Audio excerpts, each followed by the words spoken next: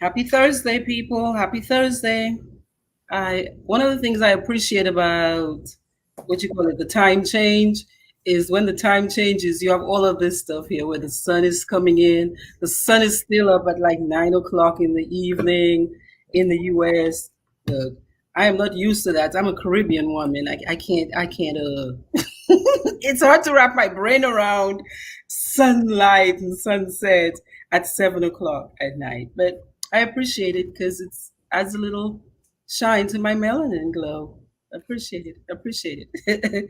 So yeah, everybody, welcome to our Transforming Trauma podcast. It is Therapy Thursday. I am so happy that you are here with us today. We have some good news. We have some good news. Before I bring on the good news and introduce you again to the good news that you all experienced last week, I want to remind you that I am Dr. Triffy. I am a licensed therapist in Atlanta, Georgia. I'm also an advanced clinical hypnotherapist. I am also a licensed professional counselor in the state of Georgia. I think my job is to help people think better so they can feel better and do better as a result. So, on Thursdays, I like to show up and offer some teaching, a little bit of what I know to humanity. And it's for free. I hope what we share with you is helpful. And I hope you ask questions. I hope you share the live when you come in. Yeah, so let us begin. Look, last week we started talking about relationships from a male perspective. This week we're digging a little deeper. We are looking, and this session I really hope the men are paying attention to, and that the wives and the girlfriends and the living lovers here share it with their mates because I really want to offer some support to the masculine energy in our relationships. So we're talking about the main aspects of the masculine energy and how masculine energy leading people can create better relationships. How do we do that? So I'm welcoming my two guests tonight. We have Mr. Heath and Mr. Turner. So, gentlemen, welcome. Can you introduce yourselves again to maybe the people who didn't hear you last week? Mr. Heath. Well, good evening, folks. My name is Alfonso Heath. I'm a clinical mental health counselor. I've been in the field now for a little over a year. I'm a new counselor in the process of getting my licensure, actually. I've been in the ministerial field, though, for over almost 20 years. So I've done a lot of counseling there, and I add my clinical mental health counseling along with it to get the most optimal effect when I'm dealing with clients. You can find me on Facebook, Alfonso Heath Jr., or you can get in contact with me as I am employed with Gathering Precious Stones. CEO is Michelle Smith, Miss Michelle Smith, and yes, Michelle Green. Yes, I said Michelle Green. yes, Michelle. I'm sorry, Miss Michelle Green. I'm so sorry. Thank you so Yes, much. that's all right. And with Atlanta Psychotherapy, and that is, and I'm. What is her first name? It's eluding me. However, Atlanta Psychotherapy, Mm-hmm. and it's a wonderful place, beautiful CEO, wonderful business there. You can find me at those two locations. Well, welcome, Mr. Heath. It's Thank you great to so have you much. here. Thank you. Yes, Counselor Mike T. Good morning. Good morning. I know you want it to be morning. I know. Always, I'm You always, go back, don't you? I'm always saying that there's some good shock. Yes, That's good shock induction right there. yes. So my name is Michael Turner, also known as Counsel Me Mike T. You can follow me on all social media facets at Counsel Me Mike T. I am a certified clinical hypnotherapist. I've been working here in the state of Georgia since 2017. I'm at Allen Berman and Associates. We have two locations. I'm at the Alpharetta location. leaving the trauma work. Well, I'm trying to leave the trauma work. It keeps finding me. So that's where I started. DBT informed, trauma informed, and also certified clinical hypnotherapist and a life coach. Awesome. Thank you. Welcome, welcome, welcome. Okay, so people, as you come in, share the live. If you have questions, just please type it in the chat because from time to time, we'll go digging and look and we will share your questions. Okay, so my favorite teacher on relationships and how to do relationships well or better, her name is Dr. Pat Allen, and she's in her mid 80s right now. And Dr. Allen has a long history of teaching on relationships. She's an LMFT. That acronym is Licensed Marriage and Family Therapist, and she's also a substance abuse counselor.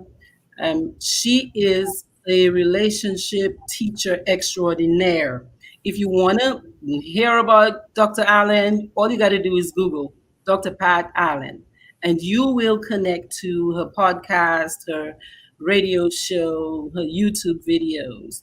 I mention that because in psychology, there's a legacy of giving credit to people who have done the work, who have spent their life fleshing through theories and watching their clients change and grow. And that is the bulk of her work. And again, a lot of what I have come to understand and believe based on what I've seen in my practice with couples and individuals working through relationships, I hook it into Dr. Allen's work because even in my life, I've seen it work in a positive way. So, okay, Dr. Allen talks a lot about masculine energy and feminine energy and how to use that to the couple's benefit. She says there are three big pieces for any relationship to be able to even call itself a relationship. You need chemistry, you need physical chemistry. Your body must like the other person's body. You need compatibility. Our lives must fit. We must be going to the same place or somewhere very similar. I cannot be single and you're married. You're not yet compatible. Yeah, a couple is not yet compatible. There needs to be communication. There needs to be an ability to speak to each other when times get hard so that you can move through the discomfort, the challenges that must show up. So, gentlemen, what are your thoughts on that? She says, if you don't have these three pieces, you cannot call what you have a full-fledged, committed relationship. What do you think about that? Well, I think that she is right. We're talking about compatibility. We're talking about traveling through life uh, with some of the same goals in mind. If you have a different mindset and you're pursuing something different, totally different, that's not beneficial to the relationship, we're not going to wind up in the same place. Mm, I hear that. Mike, what are your thoughts? I'm always going to take the practical approach. I don't know if that, the order of things, but you mentioned that even at the age of 80, just kind of carrying from what we left off, men be our visual. The body is important. Very, Yeah. very, very important. So I'm definitely still in agreement. I mean, to me, that's just a testament of that has not changed. Yeah. And it probably won't. So here's the thing. So let's suppose, you have this person who says, well, I really like that person's body. Talking about body. This person's body is my ultimate. They're a 10 in my eyes. But we cannot, the way we communicate with each other leads to frequent arguments. Would you say that's a viable couple if they cannot work through that? Would I say that? Uh-huh. And well, in my head, let's say as we're talking to the women, if this is a certain man that we're talking about, you just find out what gym he goes to, and I'm pretty sure you'll find another brother sarcastically just simply saying, if the body type is what you're looking for, you can find it elsewhere if it's not a compatible match. And I think that's going to be kind of the case when we break down even the three elements that she's talking about. But it kind of goes back to I'm not going to say the argument, but it goes back to the what do you want? What are you looking for in your mate, in your partner? I love that because again, everybody has a right to want what they want. Right. I think sometimes we see something that's kind of like what we want, and we say yes, Mm-hmm. and then we try to fix it. Mercy. Mr. Heath, Well, I'm thinking back many, many, many years ago. A store manager, wise woman at the time, told me this. She said, and this is in street terms, I'll try to keep it clean, but she said, if the head ain't right, nothing else is right. So, There you have it. right. So, having a nice body is a plus, whether it's male or the female, but more so, what's going on upstairs is what's going to determine, I think, longevity and joy. so you're talking about compatibility, like similarity, how this person thinks, the way that we think we can fit together. Right. Yes, compatibility and productivity in that relationship. Because if you're with someone that is not compatible cognitively with you, emotionally, they're not able to stimulate your thinking. They're not able to cognitively help you deduce through issues in life, deduce through situations. They're just no help.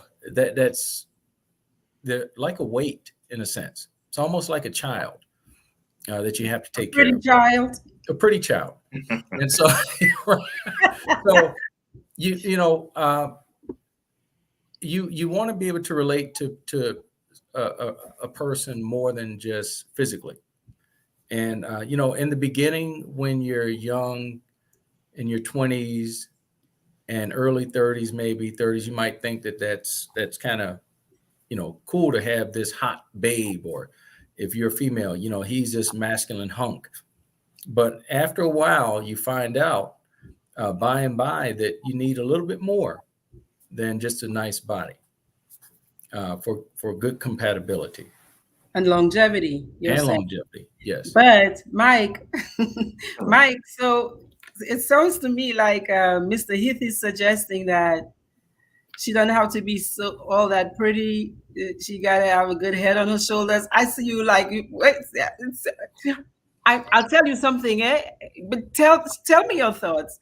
I'll help you all understand what Dr. Allen says about why there might be a difference in the way Mr. Heath is thinking versus the way I'm looking at your face, Mike, and you're like, oh, absolutely. There's definitely, yes. I'm not going to put the cart before the horse, but yeah.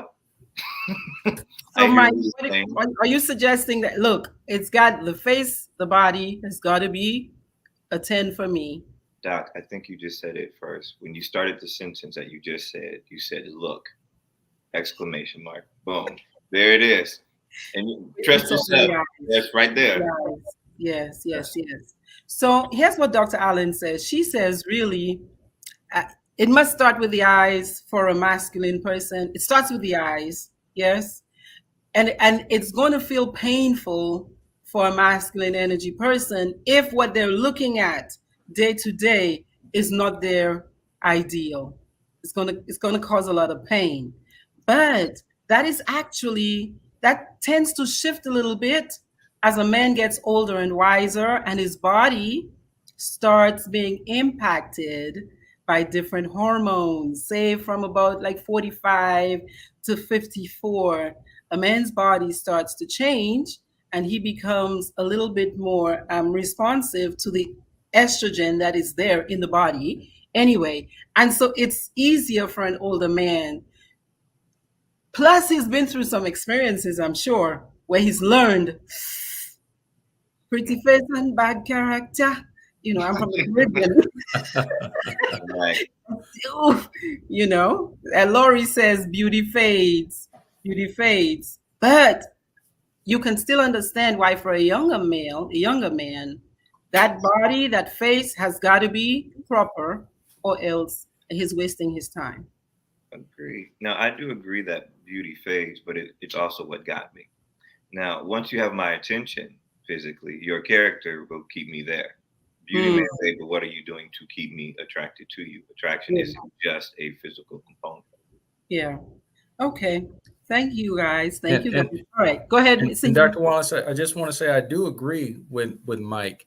I can remember clearly in my 20s and 30s, you want to be attracted to this woman if you're male, and I can't speak so much for the women Mhm. because I'm fine. I found out through the years there are other qualifications I think that That's attract right. women more so than That's right. just good looks. But Hmm. for men, generally, we're very visual, as we stated in our last line, and the looks do matter in the beginning. And as you said, as you get older, and you said as we succumb more to the estrogen, but It's not a bad thing. It's just biology. right, I thought it was more of just wisdom, but but Oh, Right. but that brain.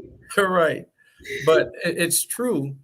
I think back over the years, and this is way before I met my wife, choices that I made and meeting women and how I chose. And a lot of times it was visual. There was once where I don't think it was so visual, but I could have been I think I was in my 30s. Um,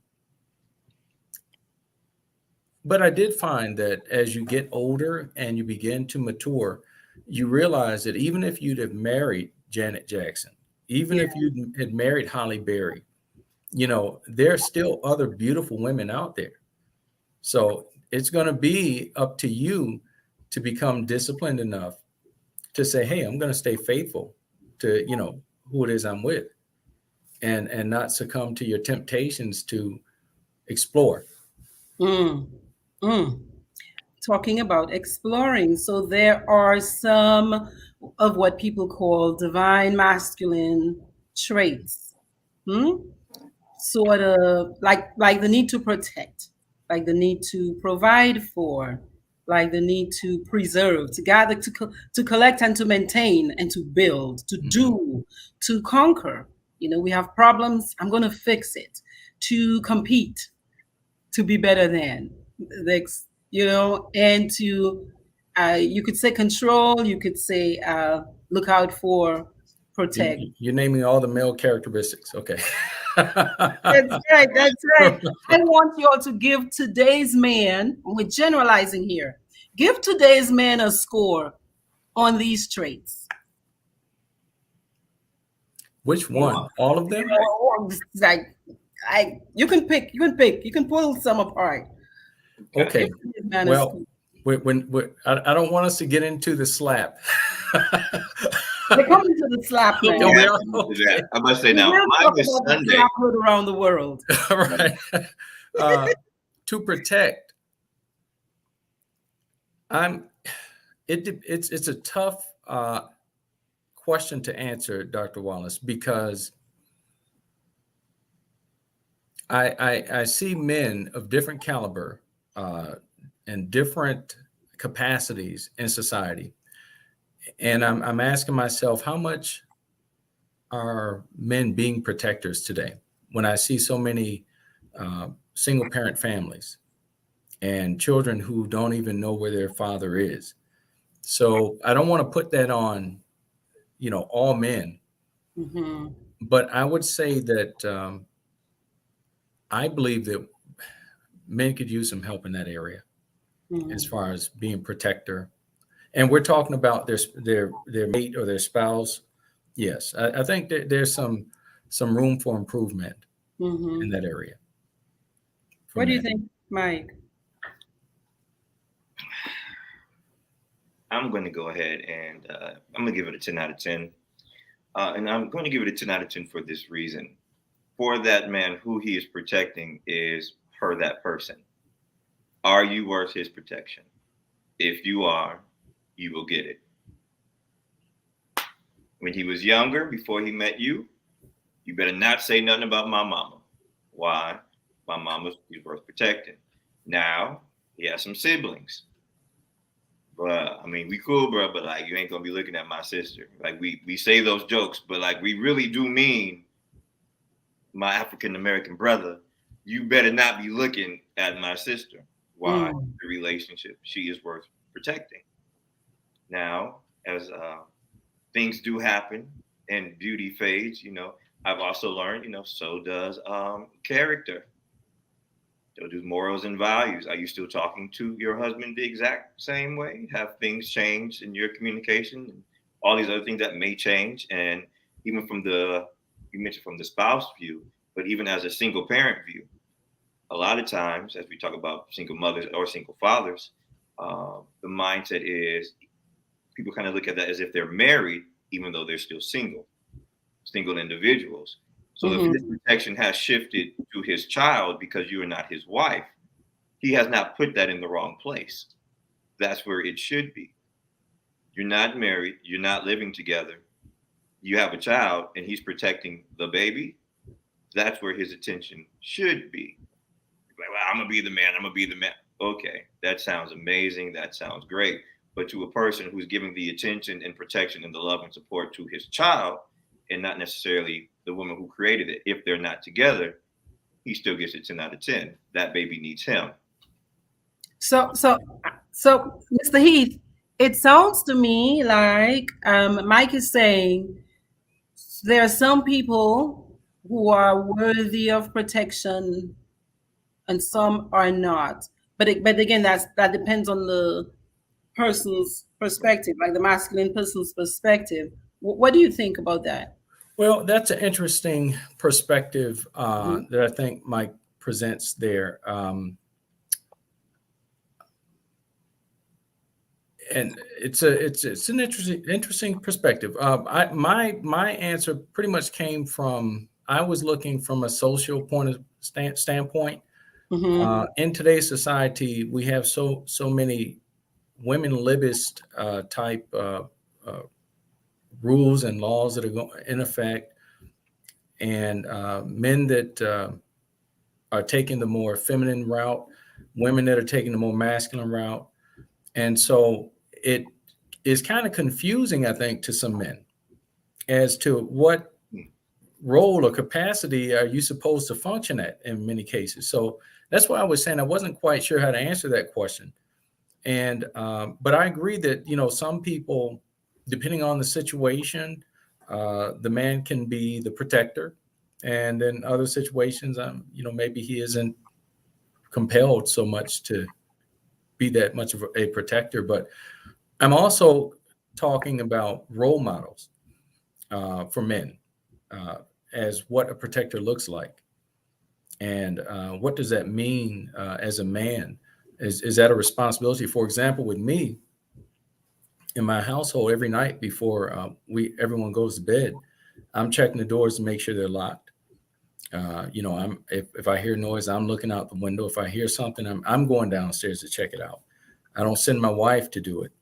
I'm the protector here. So that's just something that I do. But it goes along with everything else I do. I mean, I pull out chairs. I mean, chivalry is not dead with many men. I open doors, so those are things that it's tough to say.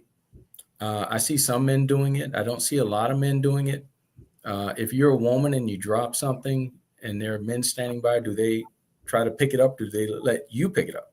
So, those are things I've noticed. And I've seen women drop things and guys standing there not doing anything. So that's why I kind of answered the way I did initially. So I'm hearing what you're saying. What I'm hearing is there seems to be culturally, societally, more confusion now than maybe there used to be about roles. So the roles are less clear. Yes. and maybe your generation of men, it was clearer, and so men in your generation were taught, maybe, or they saw models, they saw other men Right, right. doing the protecting piece almost as a matter of course, as a matter of, like, this is what you do as a gentleman. But the roles are blurred, more blurry now. Yes, Um, yes. People might say, well, women want equality. Mm-hmm. They want equality. Well, if you want equality, you need to take equality with everything. Yeah. Right. But in this case, I want to keep it in the box of the relationship. Say Sure, you sure. are already in a committed relationship with a person who's your mate, and the person is being disrespectful to you as a man. Do you think you continue to protect anyway? Okay. And you said this is a committed relationship? Yeah, committed. We're talking about, hey, we have crossed the threshold. We've done our chasing. We've done our, I'm committed to you. It's us for the long haul. We're either Okay. committed long term, we're fiancéed and we're not married, or we're married already, and this is us. We're going down to the sunset together. Right. And remember, I was talking about cognitively being compatible, Hmm. Hmm. because in every relationship, whenever you have two people, there's going to always be some diplomacy that needs to be divulged, because we're not the same. We're two different Hmm. entities, two different upbringings. But Hmm. if our goal is the same, to have a fruitful relationship, one that flourishes and grows, there may be times and seasons where, hey, maybe she isn't acting so respectful. So we want to find out why. What's going on? Is it that time of the month?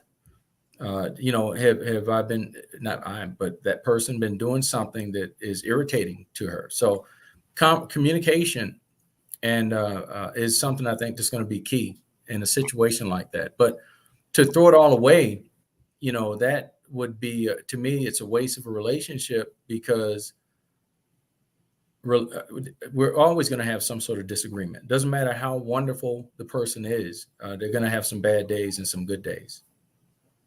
So, like, this is deep, y'all, because what both of you are talking about, to me, I can see there's a lot of room for friction and confusion if we're not clear about who we are and how we are up front.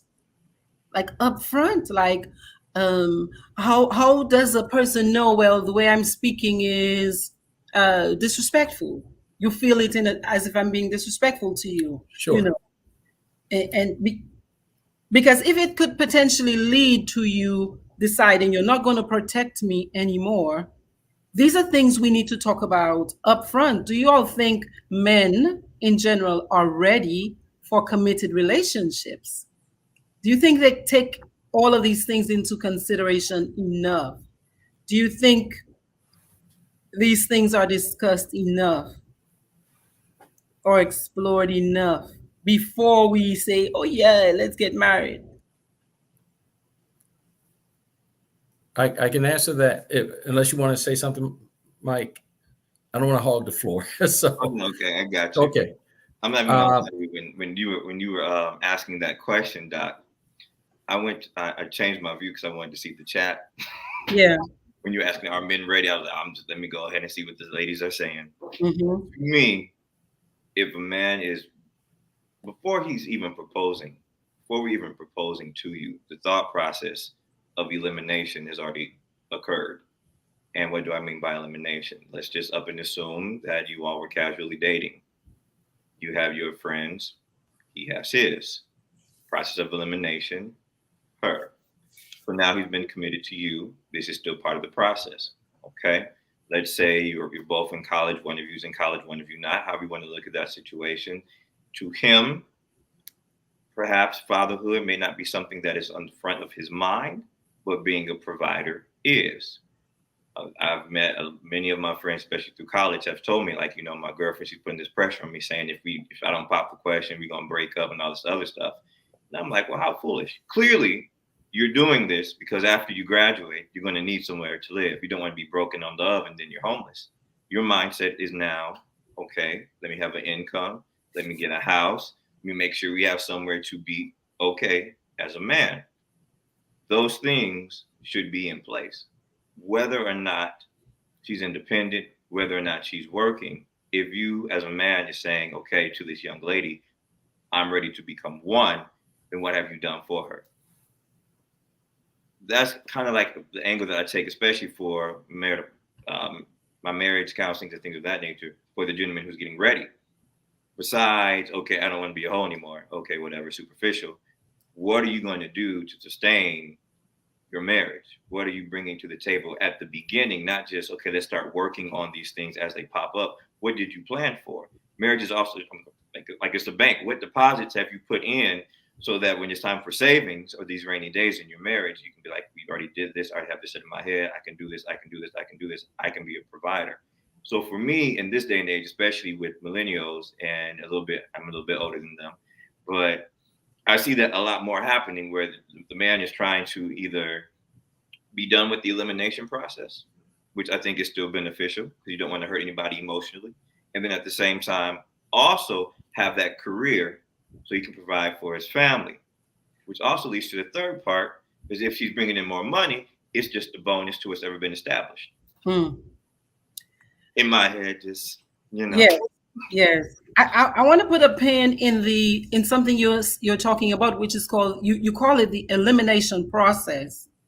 And I'm hoping that the ladies are listening here because women have a way of dating even before commitment, even before having a commitment. Women have a way of dating singularly, but men have a way of dating multiply. They have several people they're investigating, they're assessing, they're looking at, they're being with, they're spending time with before they eliminate and decide overall, this one right here.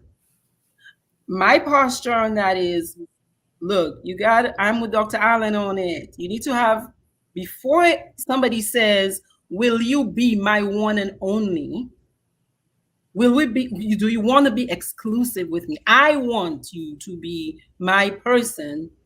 I think women in general have been limiting their options by only waiting on that one person. That is still a potential. If your intention is to find a mate long term, that's what you should be doing. It's like a job, really. It's a task.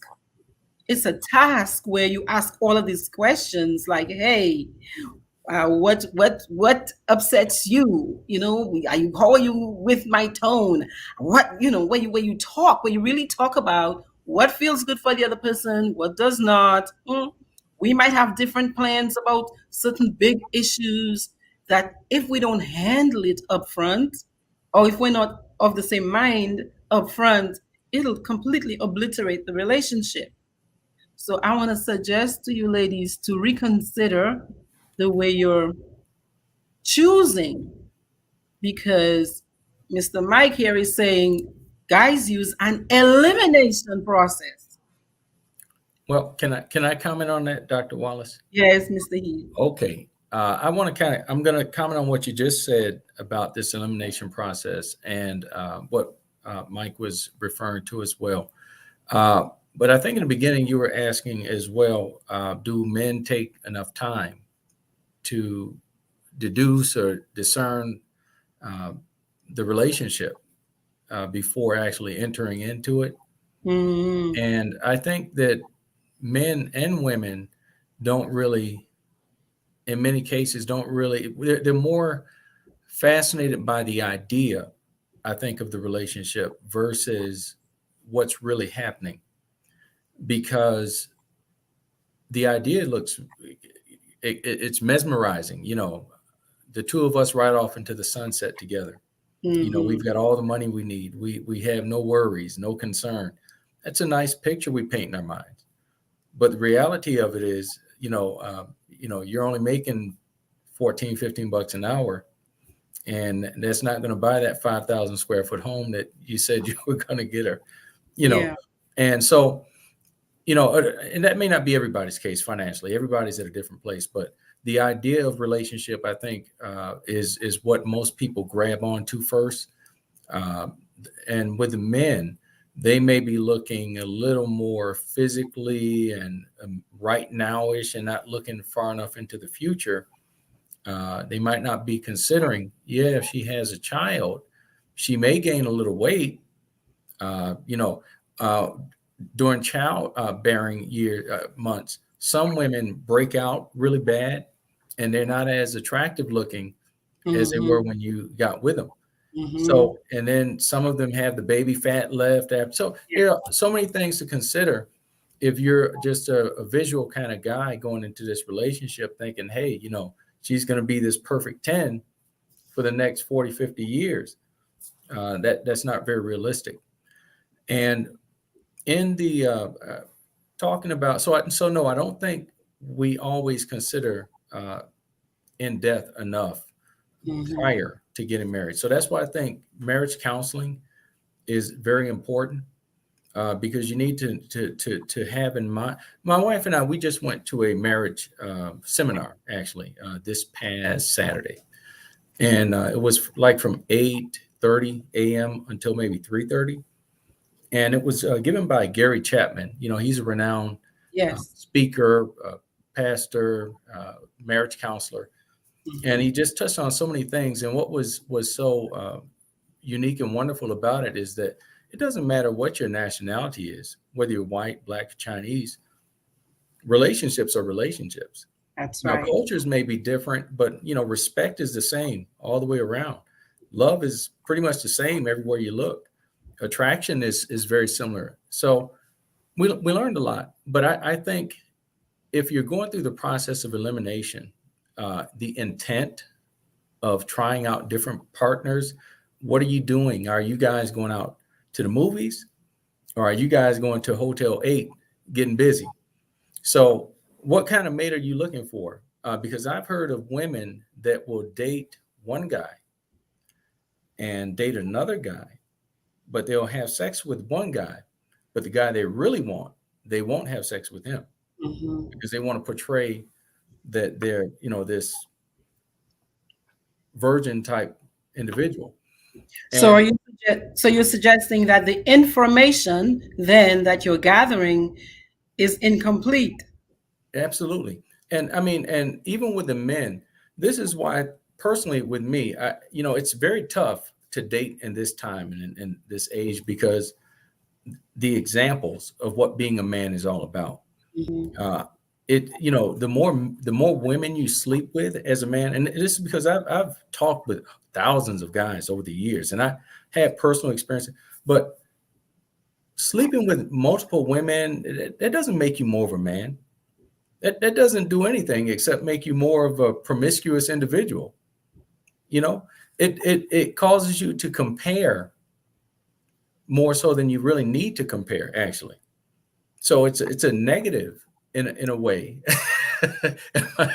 Mike, I'm watching your face. Okay. Well, I mean, and I'm not gonna forget it. It's right here. And okay, and we're talking about a society that says, hey man, if it feels good, do it. If she says yes, go for it. And I'm talking about establishing more boundaries, and that we need to establish. I feel, and with amongst men, amongst women, and then because right now everything is just a crapshoot. So Mike, do you think based on what Mr. Heath is saying, I know I saw the clock like click click click click clack in your head. Hold that thought for a second. Do you think, based on what Mr. Heath is saying, that there's potential negative impact for men who have casual sex without commitment, the way Mr. Heath is describing it? What is the potential negative impact? Well, to me, the most obvious one, and then people like negative, is the child. But if you didn't plan a baby, that's a lifetime commitment. as a lifetime commitment. Thank God, the baby's raised to be whoever he or she may be. That's amazing. But yeah, you have that. You have the damage of, STDs, STIs, other diseases that are not necessarily sexually transmitted, but things of that nature that you still can get from sex. It's not categorized as an STD, so venereal diseases and things of that nature, yeast infections, things of that nature. Your zinc can go down. What's the zinc level? That's when you do the ejaculation in the sperm and all of that. That's because of the zinc and the propulsion of all of that. So your body has released all of these other chemicals. If you got the pastor on with me spiritually, you're unevenly yoked with all these people. Yes, you got all these marriages all around town, you see. And then you got the emotional attachment. And to me, even as a therapist, people are like, I'm numb, I ain't got nothing to talk about. To me, that's the biggest problem. Everything that your brain is designed to do, neutrons, electrons, to fire off, and you've taught yourself to shut all that down. You're that damaged that now you're shutting all of these things down, even emotionally, based off of sex. Absolutely. Self-esteem issues, confidence issues.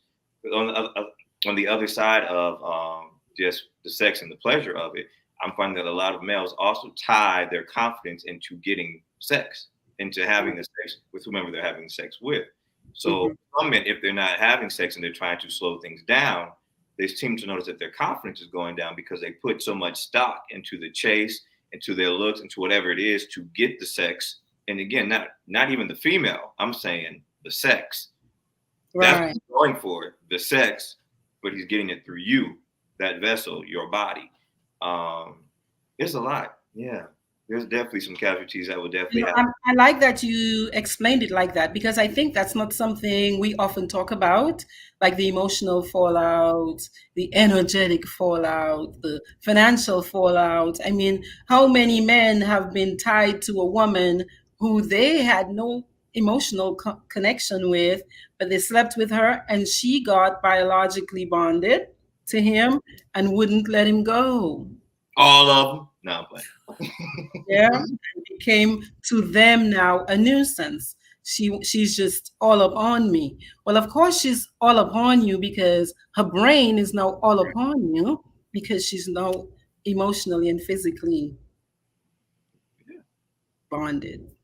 And I was going to add what I've learned, and we're therapists, just to throw it out here on the Therapy Thursday, male or female, what I've learned is the most sexual people are the most people who've been through a trauma. And I say it all the time. People, we hide behind the kids and the sex thing with manhood. But for me, even before I became a therapist, when I was looking at certain people around me, I'm like, you 20-something years old and 2 kids, 3 kids already? Yeah. I just started asking questions. That's how I kind of got into the field. I'm just like, and all of them, about not 100%, had some type of sexual, physical trauma that happened to them in their younger years. And I'm talking about men, the males, not females, males on that component. And what is he going to do? Is he going to talk about what happened to him and be perceived to be gay, even though he is a child who did not give consent in that attack? Children can't give consent. Or is he going to be like, nah, I'm fucking these hoes and blah, blah, blah. I tried to wait till 8 o'clock this time. It didn't work. I apologize for the cussing, but I'm just being real, or is he going to put on that persona of macho manhood? I'm going to not just prove to you, but also prove to myself that I got this. And again, you're the vessel that happens to be taken out on, but the inner is still dealing with a whole lot of trauma. Oh, you talk about something really, really important. I think with men, I think men feel the brunt of that if they are sexually abused at a younger age. People have a way of looking at it like, oh, man, you conquered. Meanwhile, the human being is probably feeling so horrible from their will being overtaken by a stronger, more powerful woman at the time, because many older women will sexually abuse younger males, younger boys. And then we have of course, we talk about it a lot when it comes to girls. That's a given. And then you have these hyper sexual behaviors now. And that's problematic, except that we look at it with guys as if, oh, they're doing something, they're macho man. They're macho man. But that's sexuality that has gone off the tracks. It's gone off the rail. Absolutely. Yeah, go ahead. No, it has. I agree. And I think in our culture, we've culturized it throughout the years. Maybe if we go in the African American community, if we go back to slavery, and as we're coming out of slavery, and Black men are trying to identify, and as a man, this is one of the criterias. How many women do you have? Yeah. How much of a man are you? And that's how was our barometer as to our manhood, which is incorrect. How many years have you stayed with your wife and taken care of your family? It should probably be more of the barometer. Yeah. Is your wife doing fine? How are your children doing? Should be something more that we ask, and teaching our sons to be faithful and not philanderers. That just makes for babies without daddies. I was about to ask you, what's wrong with being a philanderer? Yeah, babies without daddies and spread of venereal diseases. Yeah. So, and also when we get emotionally involved with someone, it takes our mindset somewhere else. Depending on, sometimes it can affect the men, just like it affects a woman, depending on how much he's into her. And I guess I'm going to try to bring this back because I know we're talking about relationship and we want to kind of stay within that box of relationship. But once intimacy happens, it depends on the intent of the man and the intent of the woman. If his intent was just to have sex, that's pretty much all it was for him. So pause for a second. Sure. So what I'm hearing is, please find out the person's intentions. At least ask so you know the answer. So you know if you're on board with it, if it meshes with you, Right. and both of you have agreed this is a one-night stand. Right. Both of you are like, yeah, I don't care if we don't become boyfriend, girlfriend. But if you are saying, I want to have a committed relationship, and this person is saying, I just want to go with the flow. I just want to, I love you like that, but I'm just not ready yet. You have responsibilities to decide if this situation is good for you or not, and to act accordingly. And I'll let you go, Mike. And I'm emphasize one point about how you said that. I just want to emphasize, just as we're talking about relationships, I just want to help someone, a young lady who has asked this question. So what are we? Don't do that. What should they do instead? As you just said, what are your intentions? Right. Yeah. So, Don't do that we too soon. That we too soon. right. And I would be like, we'll hear that. And a lot of times that is the argument or the catalyst for the argument to why they broke up, to why they split up. It's perceived to be pressured. You want more things. I mean, even as you ask the question, what is your intention versus, so then what are we? Wait a minute. What are my intentions, the individual? And you as an individual want that same understanding? I'm more likely to give you an answer, even if you don't like it. Mm-hmm. I'm sorry, go ahead, bro. Sure. I want to be clear. My perspective of sex is after marriage. If you choose to do that prior to marriage, then that's up to that individual. Because marriage, in my mind, is sacred. And once you enter into it, that's why there's so much bonding that happens for the woman, because you're more emotional than we are as men. And I know that men can have sex, and that's all it is. Not just one man, but most men can just have sex. And that's really all it was. But most women have sex, and somehow there's a little bit more to it, depending on how the interaction took place. So I think that's why God made it for the man and woman to bond and to become one. The Bible says two are better than one. Mm-hmm. And when you start having sex prior to being married, that's, I believe, where a lot of the complications come. I have to agree with you from a biological perspective, Mr. Heath. For a woman, the bonding happens physically because when there is intercourse, When a man's body goes into any viable orifice of a woman, the brain is likely to release a lot of oxytocin. Now, what is oxytocin? Is that bonding hormone. And it releases it not in the man's brain, it floods the woman's brain.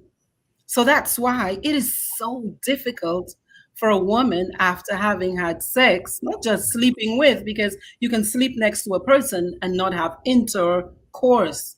After, you call it intimacy, but intimacy could be a peck on the cheek. After intercourse, the brain releases oxytocin, and that's meant to bind you. So that's why there was that marital contract and situation, because the society knew that with that intercourse also potentially came babies.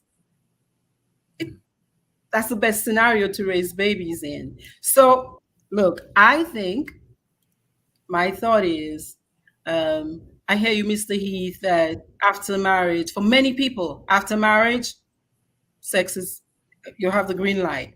For many people, we live in a culture where, for some people, Absolutely. that's Right. just untenable. I would say, at the very least, the first time a person attempts or says, "I want to have sex with you," that's the first time you say, "Sure, as soon, are you ready for us to be committed? As Let's do it right away." You'll see how many people scatter. You'll see how many people fall Sure. Sure. when you say, "I need this before." "Oh, I can't wait. I find you so, oh, I'm ready to do it right now." Are you ready for us to Right. engage? Sex feels good. It feels good, but it's just not. I don't think it was meant just to Not just, haphazardly enter into it, yeah, not just because pleasure. yeah, I know people right now with 10 children or more, and they can't possibly father all these different children. And this is because sex feels good, and it mentally, emotionally messes up the woman. And for the If there's guy, safety and security, without safety and security, without safety and women is security, going to become very destabilized absolutely. when you And introduce sex. Yeah. right. And I know some people they mix love up with sex. Mhm. Sex is not love, Right. Mhm. and love is not sex. But when you're in love, you can have sex Mhm. that perpetuates your love all the more, or that adds to it or And multiplies the it. connection. It builds a connection, right? But by itself, sex is sex, and it feels good. But you have to have two people who are coming together for the right intent But to do again, they it. have to have communicated that their Sure. intentions Right. up front, or else, because it's so hazy and confusing, Sure. we have a lot of problems. Right. And this common law marriage thing, I don't understand. How is it that you could be with the same person for 20 years without committing to them culturally? Except if both of you, that's the way you wanted to do it. Sure. But I mean, sure. If you can do whatever you want to do, it's just a question I was asking. Mhm, mhm. Sure. My thought is, if both people agree that this is what we're doing, then you're on one accord, you know, and depending on your spiritual orientation, you might say, "Well, the both of us have agreed to go to hell in a handbasket together." I'm just being silly, But true. But you're true. I understand. Sure. but I'm just being silly. But what I'm saying is, the agreement has to be between the two people or the four people. Like, yeah.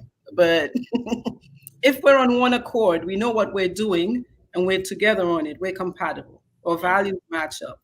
So there's less room for unnecessary pain and hurt. Correct. And these effects are so long standing. These interactions between us can become very traumatic if we're not clearly communicating what feels good for us, what we want, and then seeing if that matches. If it doesn't match, it's okay.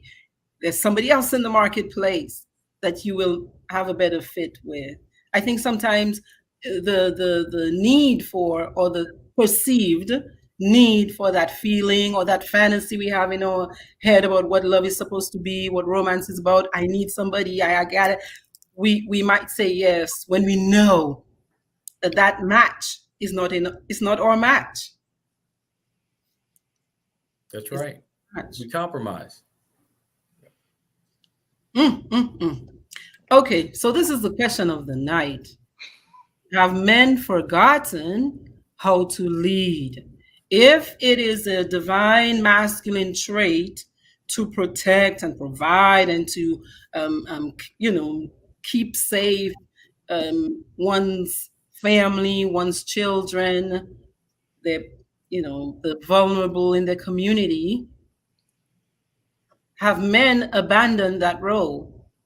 Have they forgotten how to lead? Well, I don't think that men have forgotten how to lead. I think that given the proper situation, that men will lead, and I'm talking in general, Mm-hmm. because there are some men that are not as responsible as they ought to be. But then there's some men that just haven't been given an opportunity Mm-hmm. or put in a situation where they had to lead, and they've pretty much been taking care of themselves. Mm-hmm. And, suddenly, for example, now suddenly you have a uh, cousin whose parents died, and he or she has nowhere to go except to you. And so now suddenly they're a instant made parent or Yeah. guardian, and they're put in a position where they have to lead, they have to provide for this child, or whatever the case is. So I don't think that men, and when I say men, I'm talking about the men that are heterosexual, um, and even just men in general. I think men can lead. Yeah. Yeah, Mm, I think men can lead. It just depends on the situation. Yeah, we haven't forgotten. I think it's an instinct. If you have any uh, testosterone in you, to lead, to defend. These are basic man-made traits, I think, God-made traits, mm, where we just defend, we protect, we do our best to provide, mhm. Thank you for that. protecting and providing. What do you think? Uh, You think you but think men are maybe confused by what that means, or are we putting too much pressure on men? Ramona thinks we put too much pressure on men. What do you think? I was pausing after you said Ramona's comment. Um, what I was going to say, then I'll just follow back to Ramona. What I was going to say is no, I do not feel that men have forgotten how to lead, but one has to be a leader of someone. Hmm. If there's no one to follow, then who's leading? If there's no one who's submissive, who is then what is there a need to lead for? Uh, do we have the skills to do it? Yes. Is leadership as highlighted as it has been in the past? No. Leadership is not highlighted as it was in the past, definitely. I mean, across the board. I mean, the values have changed. We've gone from necessarily being the families to being more so independent. And even with that, it's like, okay, so is it going to be I'm the leader, you're the leader, things of that nature? But ultimately, I'm always going to be one to keep my man card. You already know that. So I'm gonna go ahead and say 100%. Men have not forgotten how to lead, but no. And all jokes aside, I mean, there are some times we as men need to tap our other brothers and kind of, on the shoulder, be like, bro, what are you doing? In those moments, a good leader can also take criticism, constructive criticism. Well, they should be able to take, but again, constructive criticism. If your criticism is coming in like a knife and you're cutting him, aka complaining or whining, or you just won't shut your mouth, all of that stuff, people scream and yell at each other, then of course he's not going to want to take, I'm going to even call it a privilege. He's not going to take that privilege to lead. Why do that? It hurts too much. Mike, you said a word here, couple things. You said a word, submissive, and I know a few brains um, had a response to this submissive. This word is so loaded.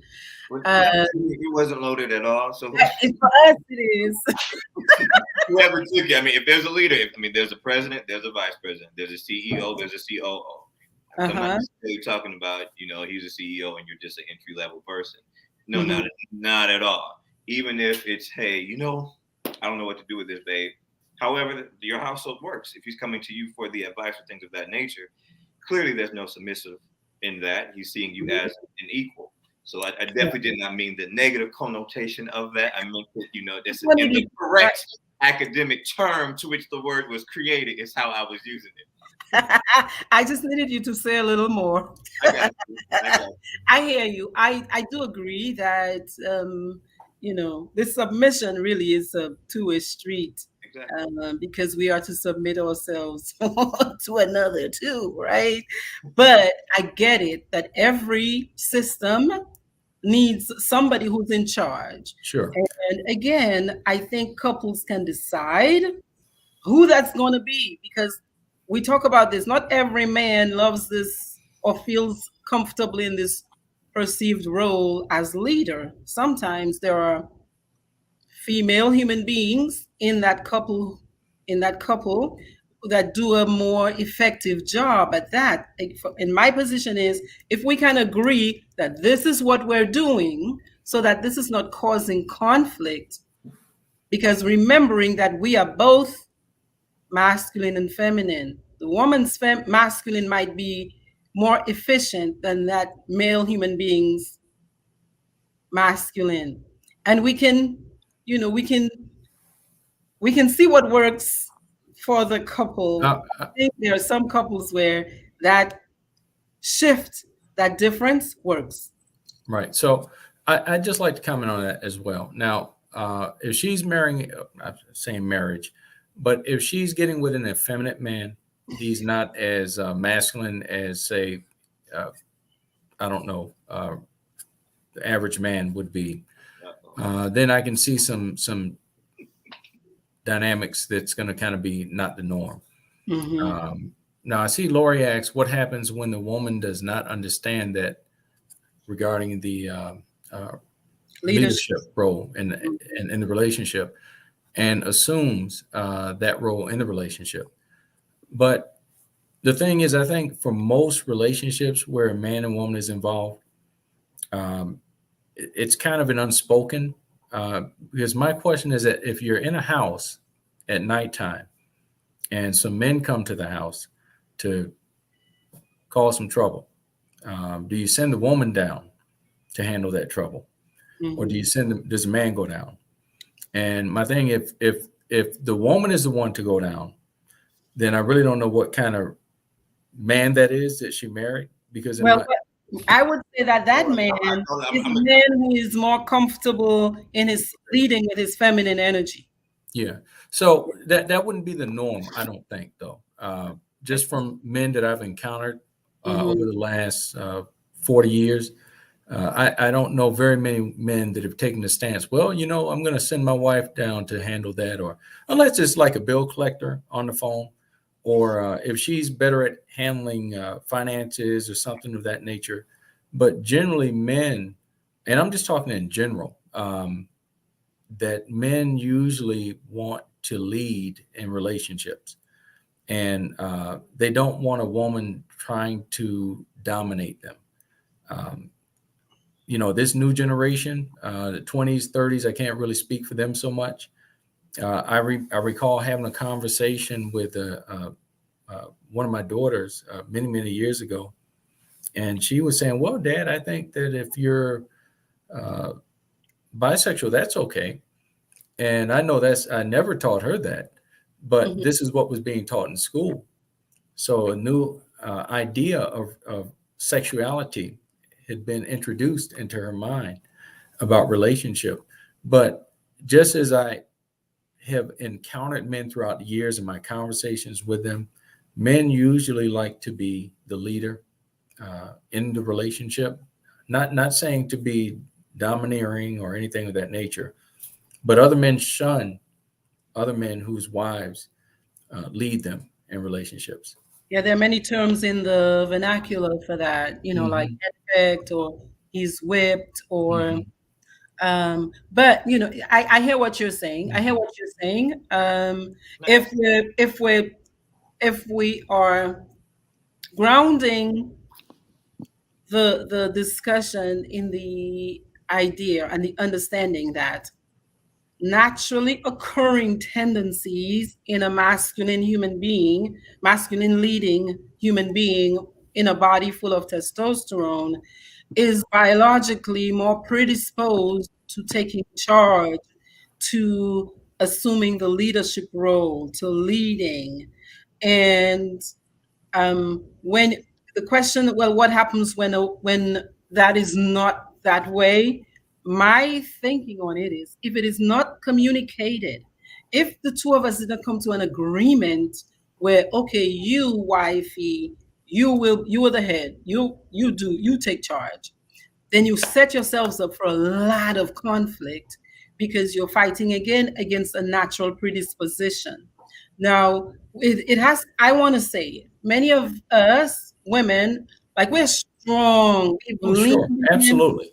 tapped Without a in doubt. Sure. nicely to Hmm. our masculine energy in us. We're very competitive at work. We're very competitive with our girlfriends, right? Like, I got a better, my purse is more expensive, stuff like Sure. that. Sure. Yeah, we Absolutely. tap into that. And again, remembering that human beings are both.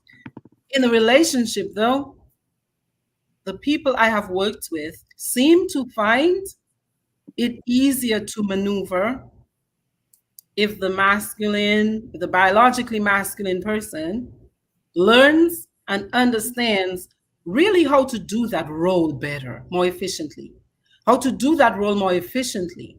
Because what I have seen over many years is that the feminine energy leading person, once they know that that's in place and they trust that that is safe and it's going to be predictable, they can ease up, woosah, and flourish, leading with their feminine, which makes it easier to say yes to these plans that this person is making. Or I don't like the word submit. I say give in to, go along with, for the greater good of the couplehood. Acquiesce. I Well, take one sure. for the team. Sure. When the rubber hits the road, you Sure. know? All right. So there was one thing that well, actually, it's a couple. It's a couple, but there's one thing that I was just like in my head. Discuss who goes down. I'm going to say, hey, no, ain't no discussion. We hear a noise in the front, gone, instant. There is no discussion. I am not married. I have experience. However, when I have had company, it's even in my head. Okay, I'm going to position myself that I'm by the door. Hmm. That's just in my head. There could be the same furnace that even when she's not there will make that same sound. But now that she's here, I'm more aware of it. To me, I'm just like, no. To a man that you're with, there's no discussion on who's going down. It may be like, how long would it take before you follow? Well, what if that's not what's happening in a woman's relationship? About a protector. Hmm? What if that's not her reality? What if she's the one who's got to get the baseball bat and he wants to sleep in the bed? Yeah, that he's I don't feel he's holding up his end of Right. the relationship as a Social man. contract, that On the Right. flip contract. side, Yes. And even oh, go ahead. Go ahead. oh, I'm sorry. I just you were saying that and I just want to make sure I don't lose my train of thought. Uh Goodness, it was If there. in a relationship the woman finds that she's the one having to get up and go down with the baseball bat, Right, but it was prior to that. We were talking about we were talking about acquiescing and giving oh yeah, in. submitting. Yeah. Right. In a relationship, to submit doesn't mean I lose and you win. It's more of a I recognize, I Hmm. understand, that you got this right here.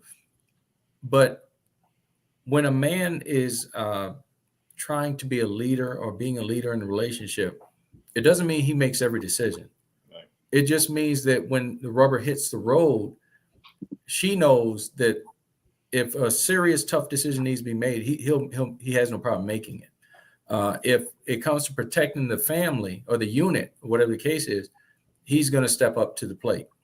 So she's aware that he's there, because in most relationships where I feel like it's a healthy marriage, I see this going on. The woman is, in many cases, she's making more decisions than the man, it seems like. So it's not that he is, but I do know that if he says, okay, that's it, that's enough of that, the ball game stops, or either the relationship stops, one of the two. Because, when the woman gets to the point in that relationship where there is no respect, then there's no need for the man to be there. Now, I must agree. Yeah. I So, must agree. right. So if you're the kind of guy that's like, oh, well, she can do whatever, she can lead or whatever. I know a relationship right now where that's not working out so well. The woman is making all the decisions. The guy has no say so, or he refuses to say anything. He refuses to disagree. He refuses to tell her how he doesn't like this or that. And it's not working out well. Listen, either you're going to be in a relationship and be a man, or you're not going to be in a relationship. Or if you just want to be told what to do, I don't think she has any use for you if she wants to be in a relationship with a man, that is. So masculine energy leading man. Yes. So would be my qualification. Absolutely. So I guess it would depend on what you guys decide as the type of relationship you want. And I think there's room for that. I think there's room for that because every brain is different, everybody's different. Some things are just so painful for some people, like the idea of having to say yes every time, say, the rubber did hit the road, to a man might feel very painful for certain women. So my suggestion would be find your match, find your fit, find the mate who you all can swap these roles, and you can create a system Absolutely. that works for you. But if you have chosen a man who's very high on masculinity traits, do not expect to win that fight. So again, I think it's about selection up front. Nobody has to be or do what we want just because we think this is how it should be. Right. Just look for who fits you. Right. Just look for who fits your way. Absolutely. And it goes back again, Dr. Wallace, to if you're picking a masculine man, does he respect you? It's easy to find men who want to lead and control, but this man, does he have respect for you? Does he care about your feelings? Does he care about your feelings? Because if he does, now he's leading with love, with concern. And that's a big difference from being in a relationship with just someone who likes to lead. Right. There you go. Yeah. Right. It's then it becomes a narcissistic endeavor. It's just like me. Because I happen to have been born with a penis, whatever I say goes. That can't, that might work for some people. I don't see it working for many people. It's just a painful setup. So I'm glad we explained submissive. Lunatic wanted to know, what does that mean, submissive? Look, I've rebelled against that, the understanding that people would offer to me for that word for as long as I can remember. I was a little girl and it didn't make sense in my head the way they were presenting it meant. I understand the concept from the idea of, okay, if I have, again, my job would have been to do my job up front, to learn who it is I'm going to say yes to and hitch my wagon to. So I should come to an understanding of whether or not I trust this person's decision before I say yes to marry them.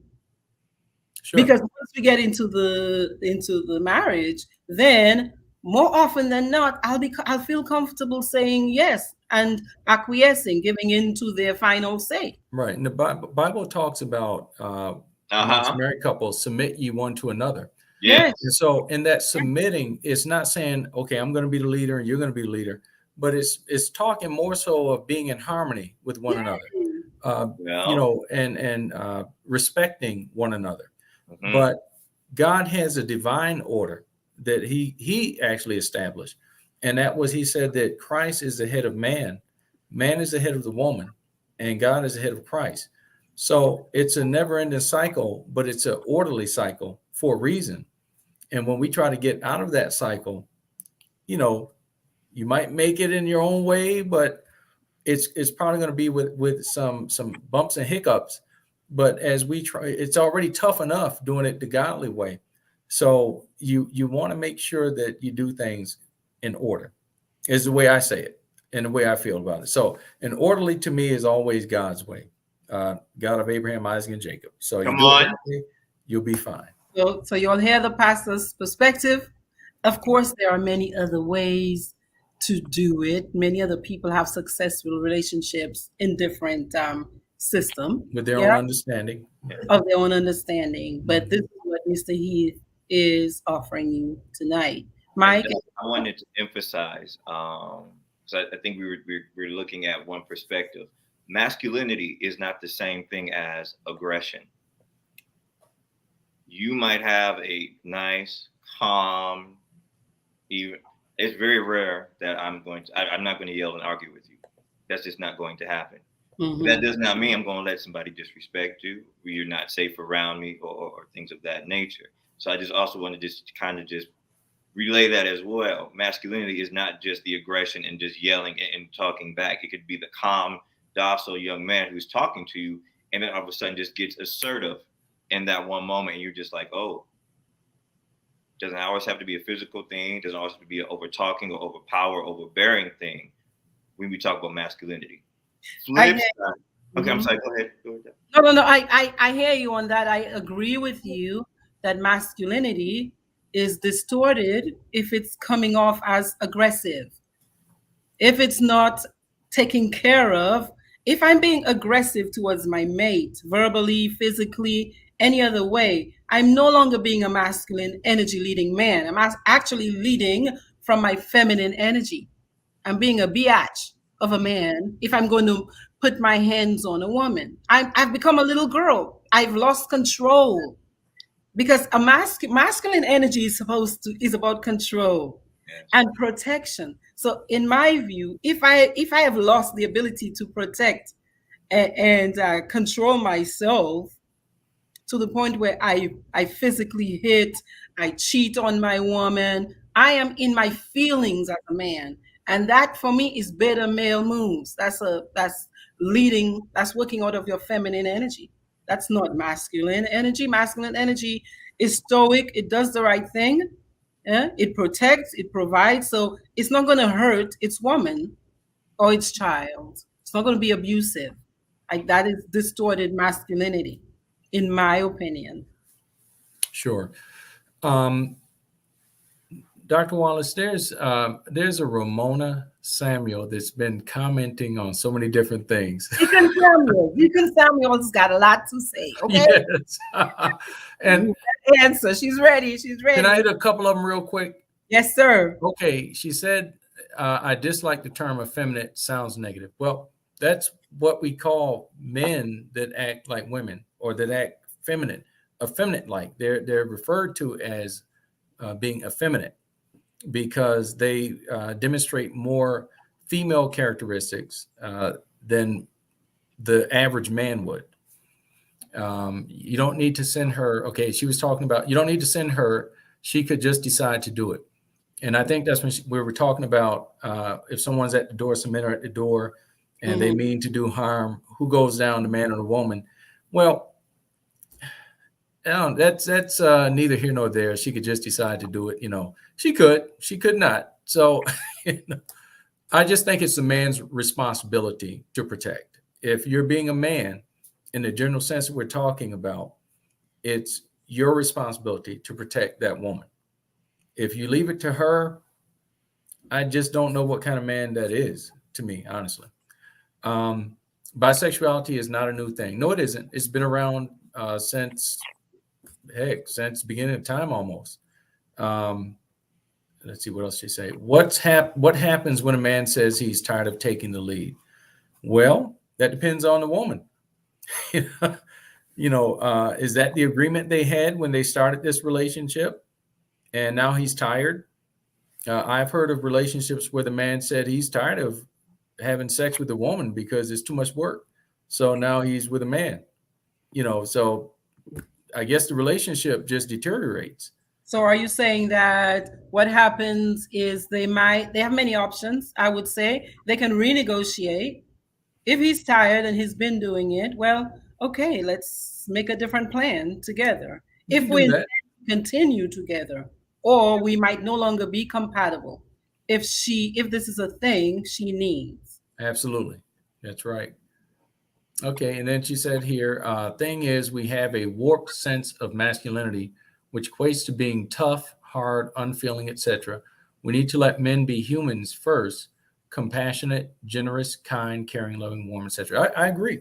I think men should be all those things. I think that men, we need role models that show other men how to be in touch with their feelings, how to love, how to show compassion, how to express themselves. I think men would live longer if they shared the way they felt with other trusted men, Mm-hmm. um, and weren't hanging out so late and did all the things that society says makes you a man. You got to smoke this and drink that, and no, that's not being a man. That's tearing up your body. That's get good rest, eat healthy foods, take care of your family, look out for them. When your son fails, encourage him. Or if your daughter fails, let her know you're there. You understand. So I think men need to be more emotional and they need to be in touch with their feminine side. I just don't think they need to walk around the house in a dress and and act like the wife, so or the woman that they're with. Yeah, so I hope I got most of her questions because I know we're kind of jumping right over them for her. Mike, any thoughts on some of these questions? Not What's necessarily, not necessarily the questions. I'm just listening to the pastor coming out of Mr. Heath. So it's interesting when the counselor walked out the door and the pastor walked in. That's when I started laughing. so, the idea, I think, again, for me, in my mind, a relationship depends on the people and the contract they have discussed and agreed upon together about how they will experience life together. So that might be outside of the norm for many, you know, but that's that relationship. I think once it starts feeling painful, whatever agreements we had or whatever understanding we had, once that starts feeling painful, we need to renegotiate it using communication. We got to start talking about it. Maybe we have changed so much, though, or the task that we have to reset seems like it's going to take too much work, where we just decide, well, we're not compatible, we don't fit anymore, and lovingly release the other person to their divine plan of their life, you know? But I know that comes with a lot of feelings and Well, sure. What you're saying, Dr. Wallace, is absolutely right. If you're not gonna do it God's way, and you're gonna do it the way you want to do it, or the way you've seen your aunt or uncle do it, then I guess you can try to make the best choice. Like you said, negotiate. But whatever happens is that's on you, and that's on that person that you're with. And in the confounds of being God fearing, then we kind of put that responsibility on God, uh, mm, as far as my belief system with Him goes, because that's why it says a threefold cord is not quickly broken. When you have two together, and then you have God in the center of that relationship, it makes it a stronger bond versus just having the two of you write a contract and okay, we're going to stick to this. So it's just a different uh, perspective. perspective Yeah. as a believer versus absolutely versus if you're just doing this you and Mike or you and Lisa, you know. Hmm. So, Go ahead, Mike. And, I'm not one to stir a pot. I don't. No, you're not. I'm not. All my spoons right now are in the dishwasher, but I'm not known. I'm not known to. So what's going to happen when that atheist sits on your couch? What then do you say? Sure. I always counsel to the individual I'm talking to. I won't push my religious beliefs off on them, but since I have the opportunity here, this is just my stance. But I was asking because no, that's fine. You don't see our audience, or yeah, absolutely. And so I speak to them that they have that option, that they can choose what they want to do. But in my understanding, my belief system, I think that's why so many people experience so many challenges and bumps and nicks and scrapes and relationship, because it's done outside the confines of a godly relationship. And when you say that, what I'm hearing is within your understanding Yes. of a godly relationship is the parameters might be clearer. They're clearer. People might know, okay, do this, don't do that. Absolutely. Right. So Mike is bringing up a great point, which is, what do you tell the atheist on your couch? Like because that is not gonna. Right. And of course, Dr. Wallace, as you know, I help them to whatever I want them to be okay. Mm-hmm. And I want them to understand their choices, and that they have to accept responsibility for their choices. Now, I can't tell them what choices to make. Yeah. But I can help them to feel better about themselves if the choice didn't make it, or choice didn't work out so well. So that's kind of how I do that. If it's an atheist, I'm not challenging them spiritually or on their religious belief system, but as a person, I deal with them. How are you feeling today? How did you feel about doing that? Did that relationship work out for you? And why do you think it didn't work out for you? Or why did it work out for you? And so we can explore those avenues, but ultimately it's going to be their decision. So here's a comment from Barrington. We have some dudes out there that need their wife to make the decisions because they can't do better. It'll be better off for them to allow her to make the decisions. I agree with that. I think, again, we come to the union with different skill sets.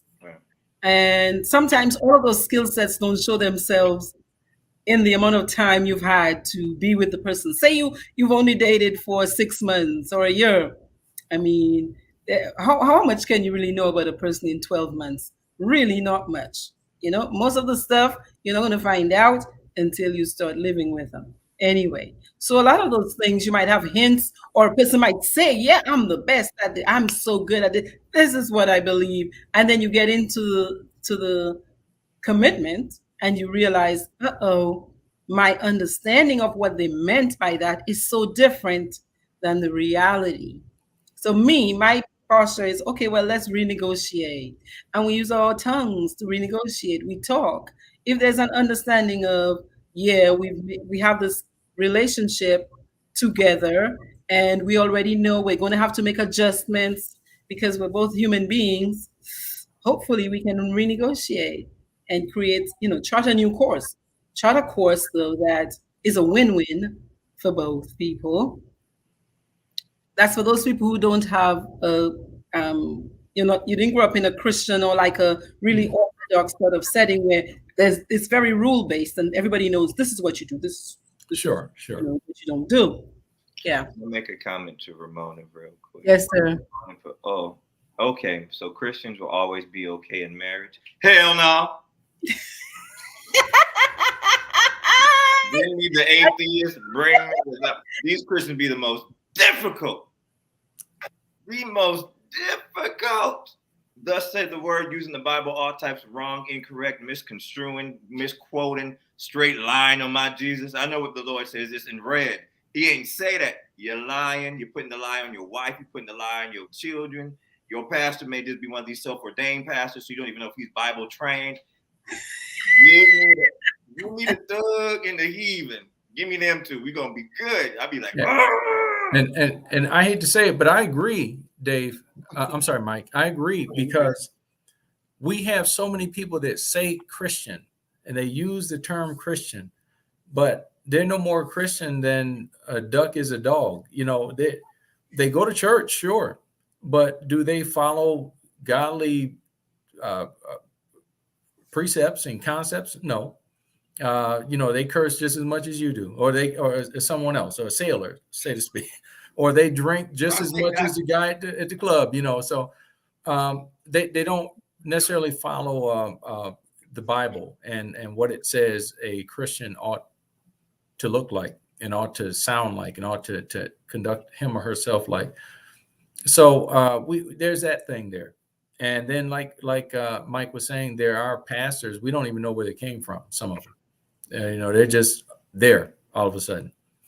Well, yeah, I hear you. I hear you on that because look, as you were talking, Mr. Heath, I'm thinking there are many Christian organizations where it's okay to have 4 wives. Oh, absolutely. I don't know what that is. I don't see anywhere in the Bible where that is acceptable. Polygamy. Well, but you don't, but these Christian people do. Sure, I know. And, they call themselves Christians, but this is something that I've actually preached on before. And, I don't know what scripture they're referring to, what Bible they're reading out of, but it's definitely a session one of those nights on types of marriages. Sure. Quite a few out there. Different types of relationships, because seriously, there's some relationships where you have that traditional, the masculine person in there the male person in there is the leader of the relationship, clearly. There are many relationships where we share the leadership in that situation. Absolutely. And honestly, sometimes in a healthy relationship, both people may kind of be leading interchangeably at times. That's right.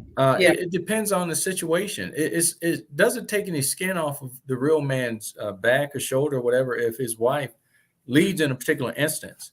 Yeah. Because maybe she has more experience in a particular area, but she isn't going to do it to the detriment of minimizing him or trying to emasculate him.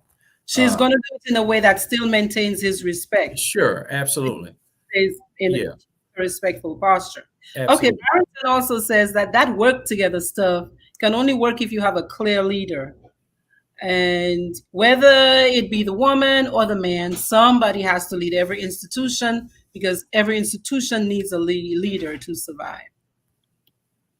I hear that. Lori says, when I was single, I ran my house. I did everything. It makes no sense to have a man and you still have to do everything. I just heard some people clapping in the back, Lori. Like, the feminine energy traits, that's a different night's topic, but feminine energy people need to practice more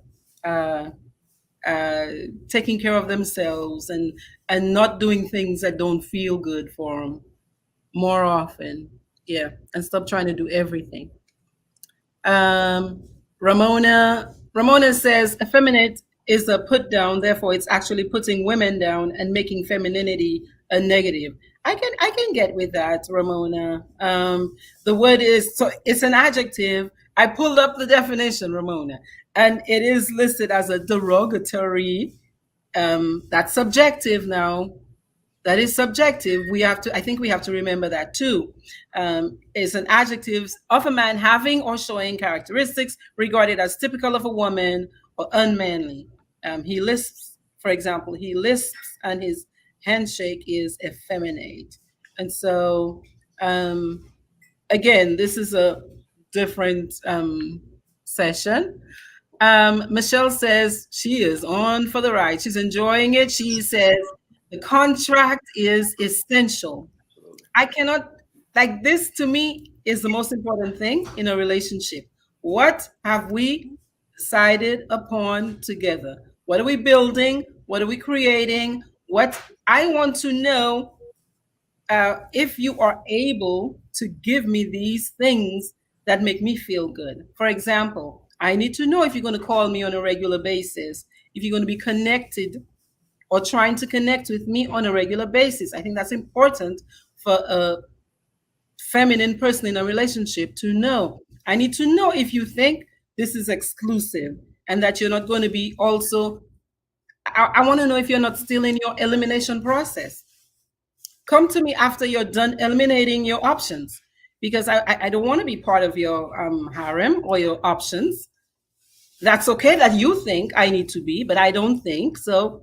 You know what I mean?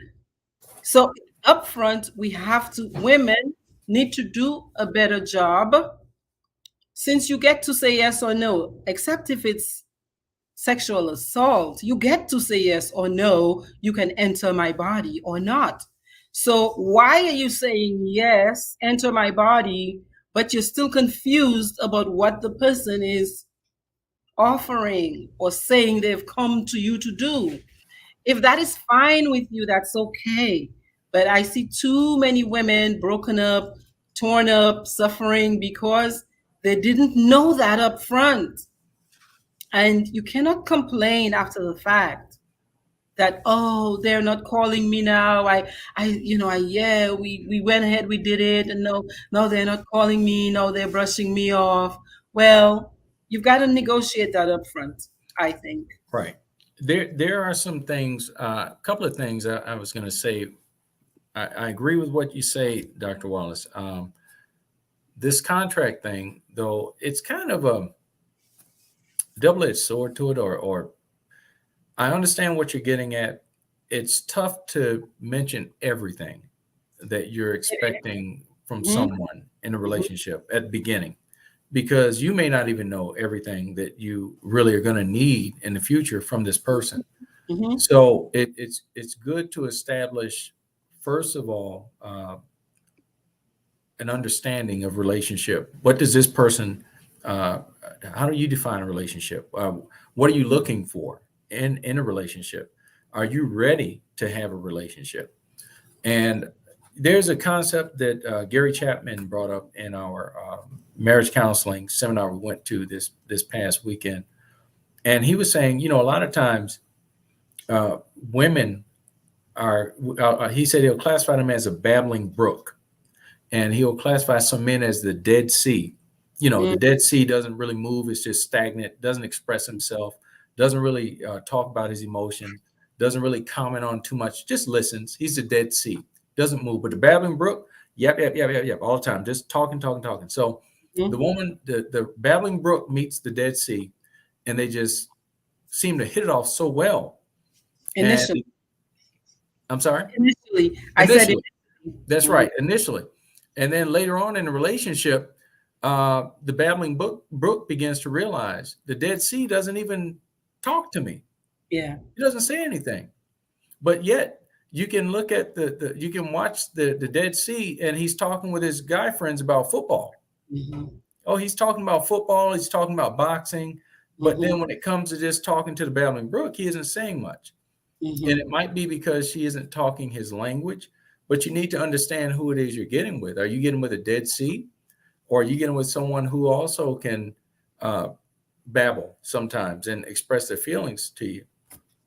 And so I know a lot of times we want to say, hey, okay, when we get married or if we get together in this relationship, I want this A, B, C, D, and E, and F from you, and I'm going to give you blah, blah, blah. And sometimes it starts off that way.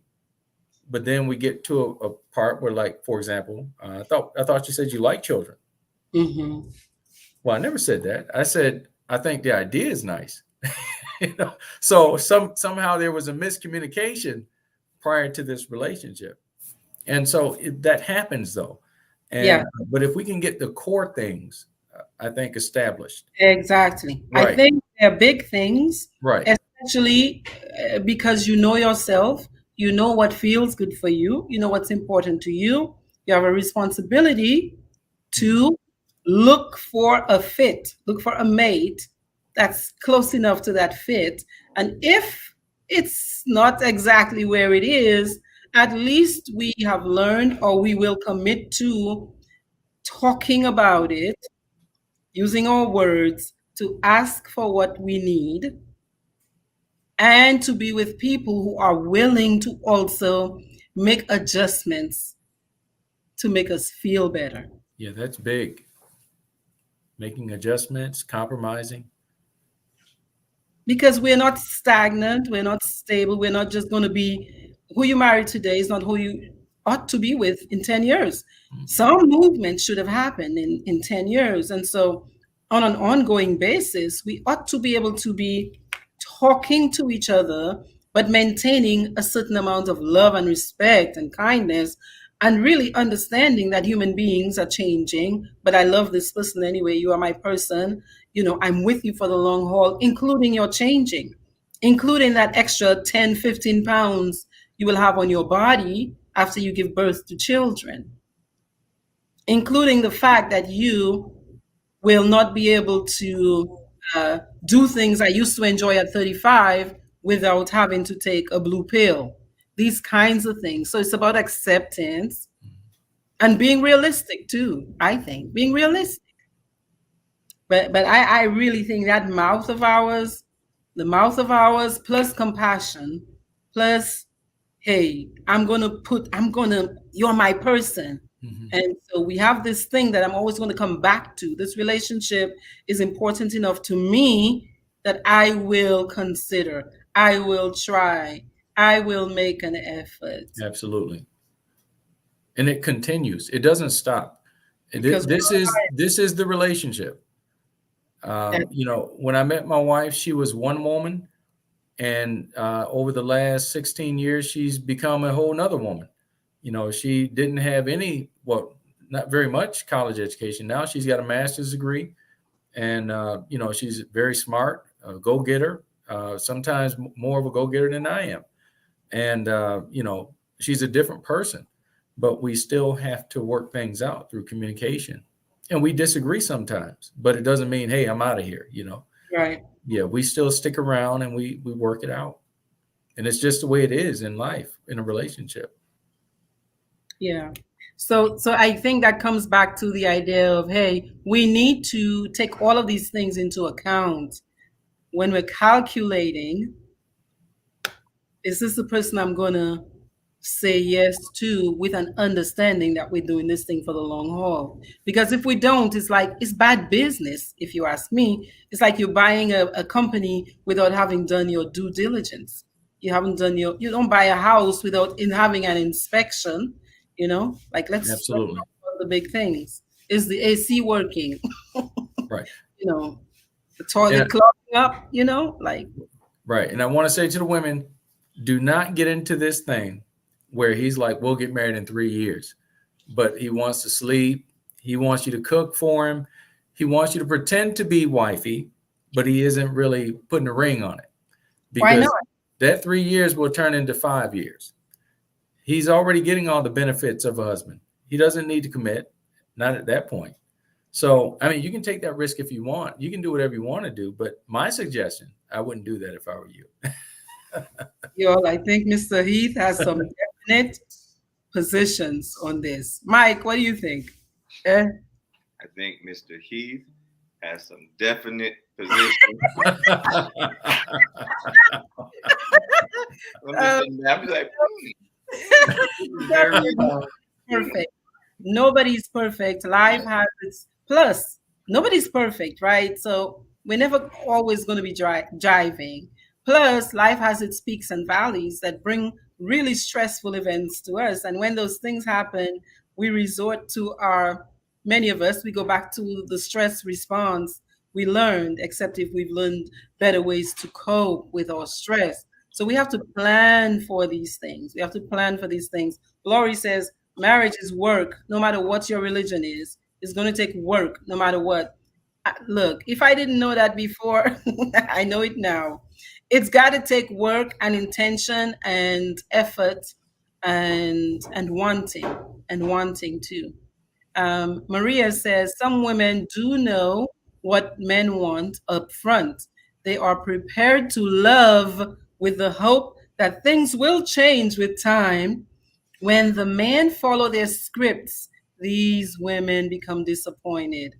Big mistake that like we keep making that mistake. I think wisdom ought to come with age, and sometimes you yourself don't have to go through a nasty lesson to take the information. You've seen many people who that doesn't, that's not a prescription for success. I don't believe that's a prescription for success, where you're just essentially going with the flow, or the man is saying, man, I don't know about this marriage thing. He said it to you. Why? Yeah, you love his body, but understand that that's all you're getting, so that you don't, fuss at the man 2 years later. He's still there. Of course, he's a man. Of course, he wants a taste. He's going to keep wanting a taste as long as he can get a taste. That's how the male brain tends to work without spiritual formation and what you call it, moral whatever. Sure. And even with that, Dr. Wallace, men who have spiritual formation and the discipline, Yeah. they're still a man with The testosterone biology. and like desires and passions. So men like that are not going to always they're not going to on purpose put themselves in positions to be tempted that way, because they understand how the man anatomy is and how the emotions and things of that nature work. Yeah. So there's no pass for even the spiritual man, the godly man. You know, we have like passions just like the man in the world. We just have a desire to not concede to those things, those passions. Ladies, y'all hear this? This is a blunder that I think it's a big one. This idea that, I'll just hang around and hope. Man, hope springs eternal. Mike, you were gonna say something? I was, and I do apologize. I know I kind of laughed, but it wasn't what you all were talking about. I'm going to read a quote from Reverend Dr. Edward. Okay. A man is a natural leader. I'm with you. Many men have to fight to lead. Got to talk about that earlier. Okay. Anytime a woman wants to lead a man, it's because she has been misled by many men. Interesting perspective. And while they trying to lead you, men will still be misleading them. Okay. Now it says submission is debatable. A man needs to have 80% control of his woman. Everything we talk about, if you ain't got 80% control of your woman. Eddie said 80%. Eddie's got his numbers. No, not 81, 80%. At least Eddie's got his numbers. All right. You know what I say to that is, Eddie is clear about his expectation for the woman he wants to be his wife. And so a woman has to know that, learn that, and be okay with that up front. And be okay with saying yes to that. That to me, it's as simple as that. Sure. I have relatives that have women. That. When I was saying when I saw how it just came across, and then with it being another male actually, in the chat, because I know we're in, but we're not chatting. When I saw that come through, I'm going to say that, even though it's about 45 minutes late, I'm going to say that. Look, and I love it. I love it because it is so long. Not many of the men write this long. Right. You get every bit of that. I believe it. Right. Alex said, great program. I think I saw something from Alex Powell Bruno. Sakafet, good convo. Dave Benjamin says, great program and convo. Thank you guys. I love that the men are listening to you. Because I think this is important. I really do. Because think of how high the divorce rate is. Clearly, something we're doing together is not working well enough for a long enough period of time. And maybe, yes, you start off with the biology helping you a lot, like that oxytocin and those pheromones, man. But that stuff is good for a good 3 years. After 3 years, your brain is like, I need more excitement and stimulation. We're done with this. What are we doing together? We're building together. We're creating something together. Are we, if you haven't married by 3 years, or definitely come to some sort of like, hey, we are committed to getting married, you have to invest, look at the relationship again and see, well, what exactly am I doing? Am I okay with this? And you could be okay with it. Some people don't want to get married or married again, and that's fine. That would be a beautiful setup for those people. But if you know you want to have children in a married uh, situation, you have to do a better job up front evaluating. And many of us didn't, because we didn't have that information at that time. In your 20s, who's teaching you this stuff? Absolutely. Patricia Richards states, nobody can change anyone. You have to want to change. And Mhm. she is so correct. It's not our job to try to change anybody in any relationship. That's something that people have to do on their own. You can't force someone to love you. You Mhm. can't force someone to want to do the things you do. They have to want to do that, or else, you're in a relationship that's one-sided where someone is controlling the other person. If, you can make someone do what it is that you want them to do. And that's not a very healthy relationship after a while, Yeah. Agreed. And I just want to say, as you were just saying, you can't change anybody. Just to go ahead and highlight Sunday, we see that. Will Smith has been under the control of Jada manipulation for years. But anyway, we'll get to that later. Yeah.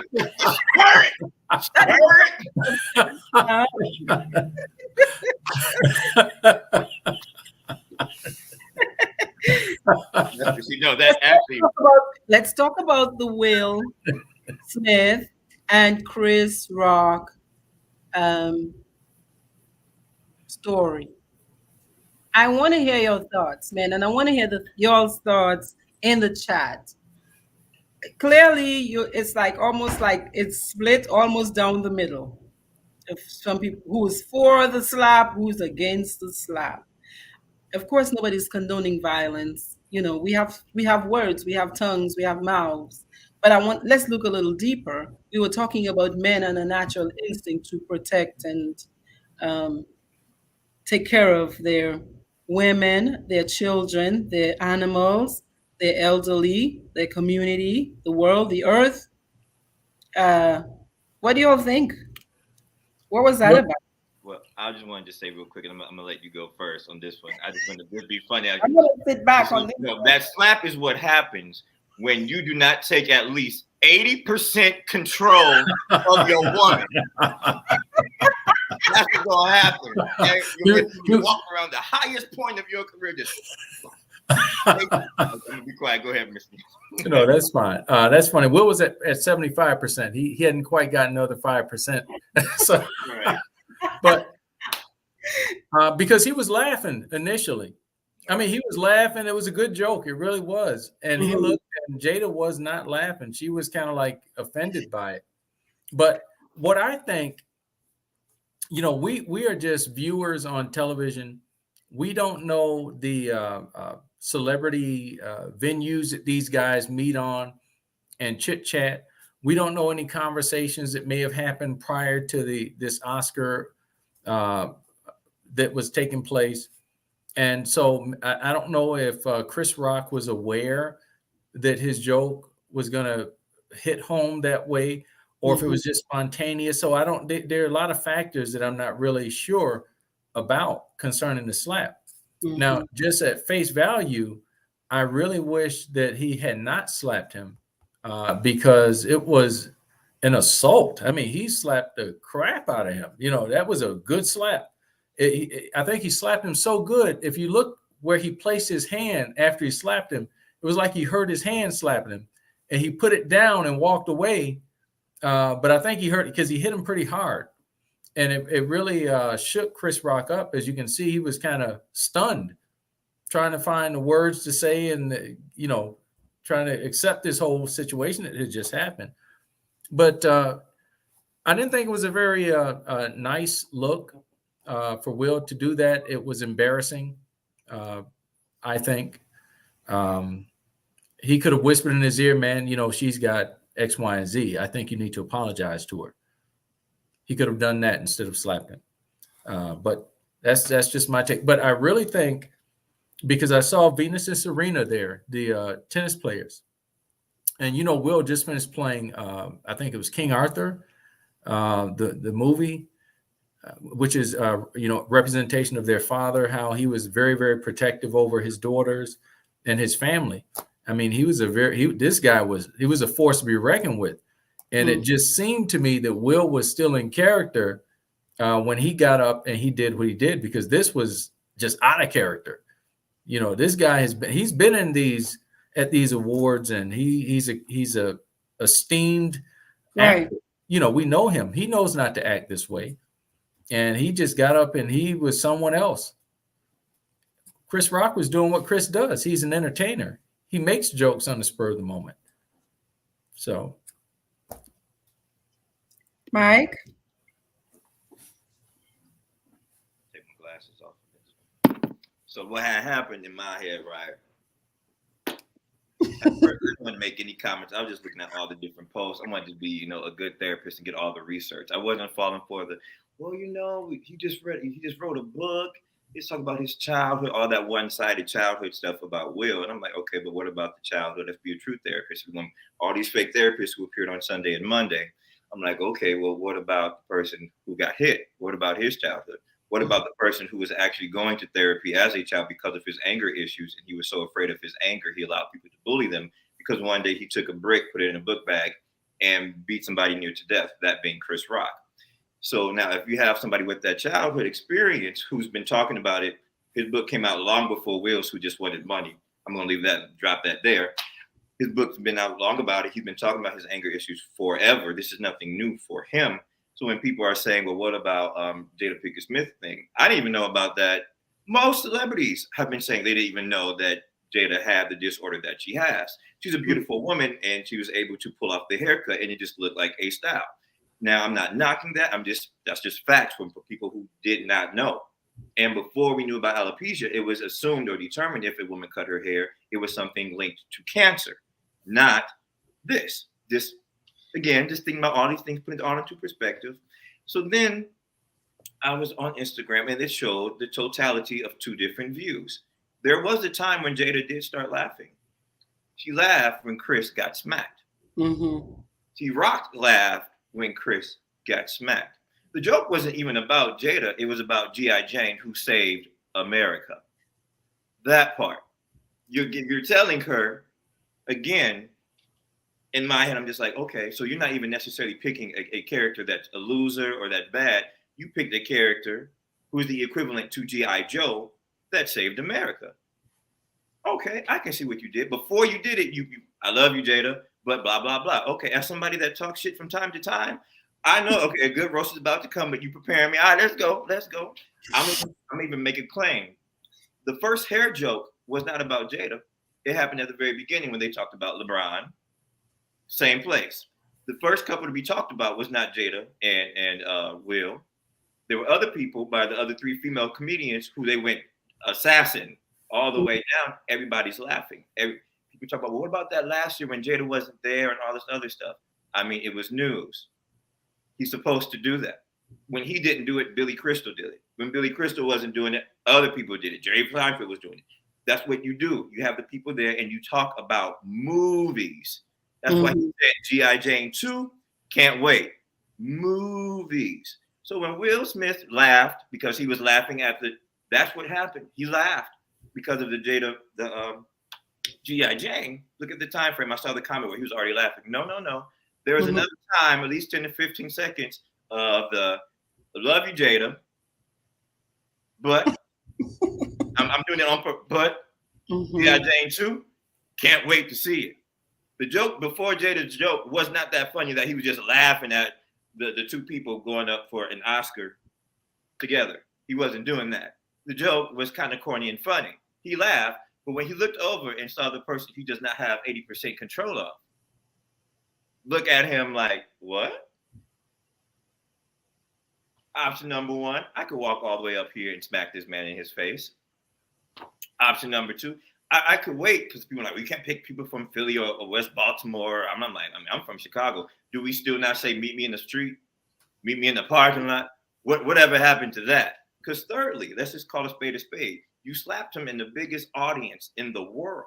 Mm-hmm. What is he going to say or do next? You took that part away from him. When people say he's the victim, you're absolutely right. Because he was attacked in a public forum, a man that uses his words was attacked for using his words, and you slapped him, taking that away from him. Last, Mm-hmm. when we talk about protection and masculine energy, I looked at Chris Rock's demeanor. The first thing that I saw was Chris Rock made a fist. I also saw Chris Rock shifted his weight, putting his left foot forward because he's right-handed, and then pull back, and then try to save it with the joke. To me, yes, he was surprised, but the stunning part of let me calm down wasn't because he just got slapped. It was, I'm about to fuck this man up who has done this in front of my daughters Mm-hmm. and children, like my daughters and my wife, my family. So when I'm hearing the excuses being applied to Will, I'm like, how do you just see it right, like right there, like, and you don't apply the same construct to Chris? How is it? Oh, well, he was just protecting women, and okay, if that was the case, then why in his speech did he not say that? Well, I was just playing the actor, I'm just stuck in the art. Sometimes art portrays reality. Didn't mention about my wife, love, and protection. No. He kind of just said the whole family thing. But even with that, he said Mr. Williams was a defender of his family. Mm. He put on that character. That's what he was doing. So I'm like, no. He meant what he said. He gave his apologies to the people he wanted to apologize to. And then that little Instagram, I'm sorry, wrote his publicist. Like, let's just call a spade a spade. Somebody on his team wrote that weak ass Instagram apology. If he wanted to apologize to Chris, he would have done it. Will should have smacked the man that was having sex with your wife for a year and a half, but you didn't do that. He wrote a song about it, but you didn't do that. People have been talking about your son wearing a dress, but you didn't do that. People have been talking about your daughter, saying that she was going through all her mental health issues, but you didn't do that. Somebody talks about the person who was the millionaire first, who had the brand first, who had the name first, who was with Tupac Shakur when you was trying to make your first album. She looked at you and said, now, didn't I tell you what you're supposed to do when we out in public? And then she laughed. Long story short, that's what I had to say. I'm Team Chris. I think Will should keep his award, but at the same time, I don't think he needs to go back to next year. Like, go ahead and make that. If you're truly going to take a stance, that's how I am. Period. If you're truly going to take a stance as an organization, then take a real one. Yeah. Whether Chris or not, but with the whole Will Smith thing, I'm like, no, that's not about Jada. That's about Will doing what he thought he needed to do for himself and his manhood. You can say something about he's trying to be a protector or whatever. Okay, sure. You hold on to that because the joke happened. The joke happened 2 years ago. Was he still not married to his wife 2 years ago when Chris did the same thing for longer? So no, not a protector, not none of that crap. Sorry, it sounds good. You're romanticizing something that is simply just not there. They just got a good relationship 3.5 ago. Everybody forgets they were just entangled. All this stuff we were just talking about for this today and last week, that it was just a triangle that we know about. Then Will comes about his relationships too. No. Will paid for himself. Jada benefited and told him, well, didn't tell him, but is the manipulator. And I'm going to use that word, and the toxic, as people like to use that. Okay, I'm done. I didn't mean to get excited and raise my voice, but I'm passionate. I think the fact that you have so much to say, and I'm seeing so many detailed comments by many people, is that was such a shock. I think a lot of our brains are still trying to make sense out of it. So I've been thinking about it from a brain perspective, right? So what I remember seeing Chris, how I remember seeing him is really super relaxed. He's got his hand behind his back, chest wide open. Chest wide open is like, I'm comfortable. I could go to sleep. I'm feeling so good. I'm in my element. I'm doing my thing. Yeah. And the piece with Will, of course, okay, no violence. We that's understood. But sometimes, what is stress? We consider situations stressful when in the moment it seems as if we don't have enough to handle it. I think Will is perhaps under a lot of pressure to prove that he's got this, he's strong. I think he's under a lot of pressure to prove it. And you brought up the entanglements issues and other things. I the fact that this is a person who we've normally seen jovial, calm, laughing, who seemed to operate that night without their frontal lobe, which is where you make your judgments and your reason and your logic, where you can process stuff, tells me he was in a state of just high emotionality. Like, I almost feel like there's a traumatic memory attached to this kind of thing. That that response was so big for that joke. I mean, a comedian makes a joke all the time. I mean, they talk about your mother. So what was that about? That, oh, her hair. What's up with her hair? Okay, I get it. I mean, I would be irritated or upset, man. Why are you picking on my wife? But I feel like his response was way bigger than the situation called for. So for me, it hit him somewhere deep in some sort of memory, some sort of in hypnotherapy, we go back to the source. Come on now. Yes, yes, yes.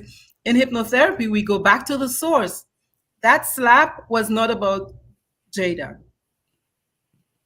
Yeah, it was about, I feel, a little boy part of him that felt so much pressure and maybe has been feeling under a lot of pressure to prove himself. A lot of people, a lot of our people have been on every form of social media for the past couple of years, really memeing out Will, really dogging Will out for what they perceive to be him allowing his wife to do things they would not allow their wife to do. Not allow, they would not be comfortable, or they might leave the relationship. I think many people have their own projections, that all of us really, we just putting our own ideas on what we think is going on. All I know is that man's amygdala, that emotion part of your brain, it went off, and he did not have enough even reason to stop himself from that kind of action in front of the whole world. You almost, in Dominica, we say you ped tet, you lost your head. He lost his head. He lost his faculties. He lost his ability to look at something and even think of consequences. He went somewhere deeper than just Chris was making a joke about alopecia. Agreed. Yeah. I mean, he was clearly impacted by the joke. He thought the joke was funny. He was laughing. Yeah. And then when he noticed that Jada, I guess, was not so impressed, something happened. And he felt compelled to do what he did. Yeah. I'm gonna tell you exactly what happened. He was like, you know what? I remember when Tupac played me in public. I ain't gonna let Chris do the same thing about Jada. Right. Not just Tupac. A lot of them. A lot of them. Alcina, what is his name? Whatever whatever his name is. Yeah. May, June, July. You know what I mean? Like, because I saw somebody say something like, Chris should have been like, ow, I'd have felt this all the way till August. And I was like, yeah, you see, and I'm like, you're right. I'm like, again, Chris Rock. I mean, to me, again, you not just even him, the way comedians are set up, especially good ones, off the rip, even with hecklers, is off the rip. So he needs a good, deep, long clinical hypnotherapy session to get to the root of what that was, because it really was not about Chris. Right. It was not about Jada. It wasn't about Chris, but it was something else happening with him. And I'm going to make a description. You're talking about hypnotherapy, Doc. I'm going to literally make a script for men so that they can gain 80% control of a woman. So that way, I'm going back to it. That's what happens when you got 80. The hypnotherapist here is saying he's going to create a site so that you and other men with that desire can gain 80% control of your women. We're just teasing. we're just teasing. Right, right. But yeah, that response from Will, one could say it was he was being protective. Another person could say he was in his feelings. He wasn't really locked in his feelings, being a beta male, like, had to overcompensate because he was feeling very tiny in that moment. He had to do a big thing because he was feeling very tiny in that moment. Yeah, I think it's about a lot Sure. more. And as far as what happens with it, well, what would you do? The answer to that, in my view, is what would you do if an adult physically assaulted another adult and there were many witnesses? That's the answer as to what happens.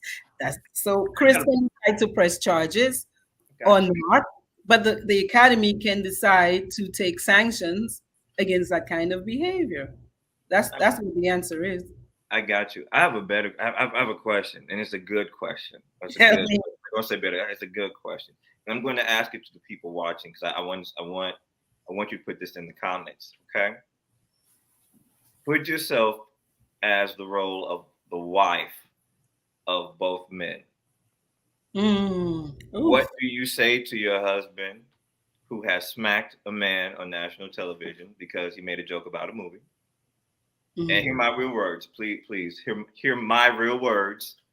Hear my real words again, because he made a joke about a movie mhm. versus the wife who just watched her husband get humiliated. He's a Chris Rock has a Grammy as a comedian. That's how accomplished he is. But get smacked on the national, I can't even say that, on the international world, shut down 30 seconds. You as his woman, what do you say to him? What do you say? Because I've already seen the Are You Protecting? I think it's beautiful. I think it's amazing. I know Tiffany had it. She's trying to get that next check. She got Girls Trip 2 coming out. So she had to say what she had to say. I get that. I'm going to say it. I don't care. She don't know me. So I'm like, okay, I get what you're saying. That's perfect. But the flip side, I was thinking, I'm like, okay, but Tiffany, where's Common? Uh-oh, dum dum dum. But anyway, so now I'm just like, ladies, I'm going to take a back seat, put on my glasses so I can read your comments. I'm just curious. I've seen what people have been saying about Will and the woman about Will. So then what do you say about a man who showed himself to be a man when someone is throwing a temper tantrum? Yeah. And that's the So thing, as because we the wait, fighter, go ahead, because I would have pushed Will down the steps. and put those comments, I think I want to ask, like, pick your brains, gentlemen, about how do you work with a lot of our men do this stuff. They overreact with physical demonstrations. And on the flip side, a lot of our men use their tongues to just say whatever they think they want to say without thinking. Yes, I know words, you're not physically touching me, but there's something called verbal assault. I understand the context was comedy, but I'm talking about, in day-to-day life, because this gets us into a whole lot of legal and other. We're not going to go down that road because that's what we're talking about tonight. But what resources are available for men who want to do better? Because both of these men, they kind of want to do better. I think really, Chris, by all Black people in America know Jada has alopecia. Okay, so well most, and if he didn't, really, you can't be like 2016, like, plus, yes, I know she's an actor or whatever, but she's still a girl, like, I don't know, like, you're just coming a little hard on the woman. You've been at it for a long time. Get a new joke, and maybe we don't know the backstory, how they had communication, you know it just seems like it was a very big reaction. It makes me want to think there might have been previous talk or whatever. I don't know. But Well, no, definitely, I know that this was not about Jada or Chris. It was about something else. For me, the little boy in Will, that needs some clearing. Yeah. So, what resources are available? What would you say to men who need to learn how to manage their mouths? sure. I think, Dr. Wallace, you said a lot, and that's a good question. Now, are you asking men that need to manage their mouth or manage their Mouth and their reacts, their response, reaction? Okay. their Well, responses to stress, plus the men that, I mean, I think many men just say stuff, like they right, say stuff without necessarily thinking about the impact, like the right, emotional impact. right. I don't know if it was before we actually started the program tonight, but you were mentioning some characteristics of men, how we compete with each other. Yeah, We want to show our bravado, protect, tough, provide, preserve, protect. Right. We provide all mm-hmm, these things. And I've been in a number of different settings with men where we were supposed to have this man talk, just talking about men stuff. And one guy said, and I think I may have said it last podcast, but he was reluctant to really share his innermost feelings because he said there's always some dude waiting to knock you off the block. Now, whatever he meant by that, but I think what he was trying to say is, if you show vulnerability, someone else is going to look at you like you're a pushover. I mm, can take him. I can have my way with him. He's not as tough as I am. So this bravado, I think that some men want to demonstrate all the time, is probably provoked because of something else that has happened in their mm-hmm. life somewhere. The Yeah, wound. yeah. So this is the facade that they carry around, and they tell themselves, hey, if somebody do this, I'm going to do that. They set their boundaries. Hey, listen, soon as somebody says this to me, I'm coming at them like that.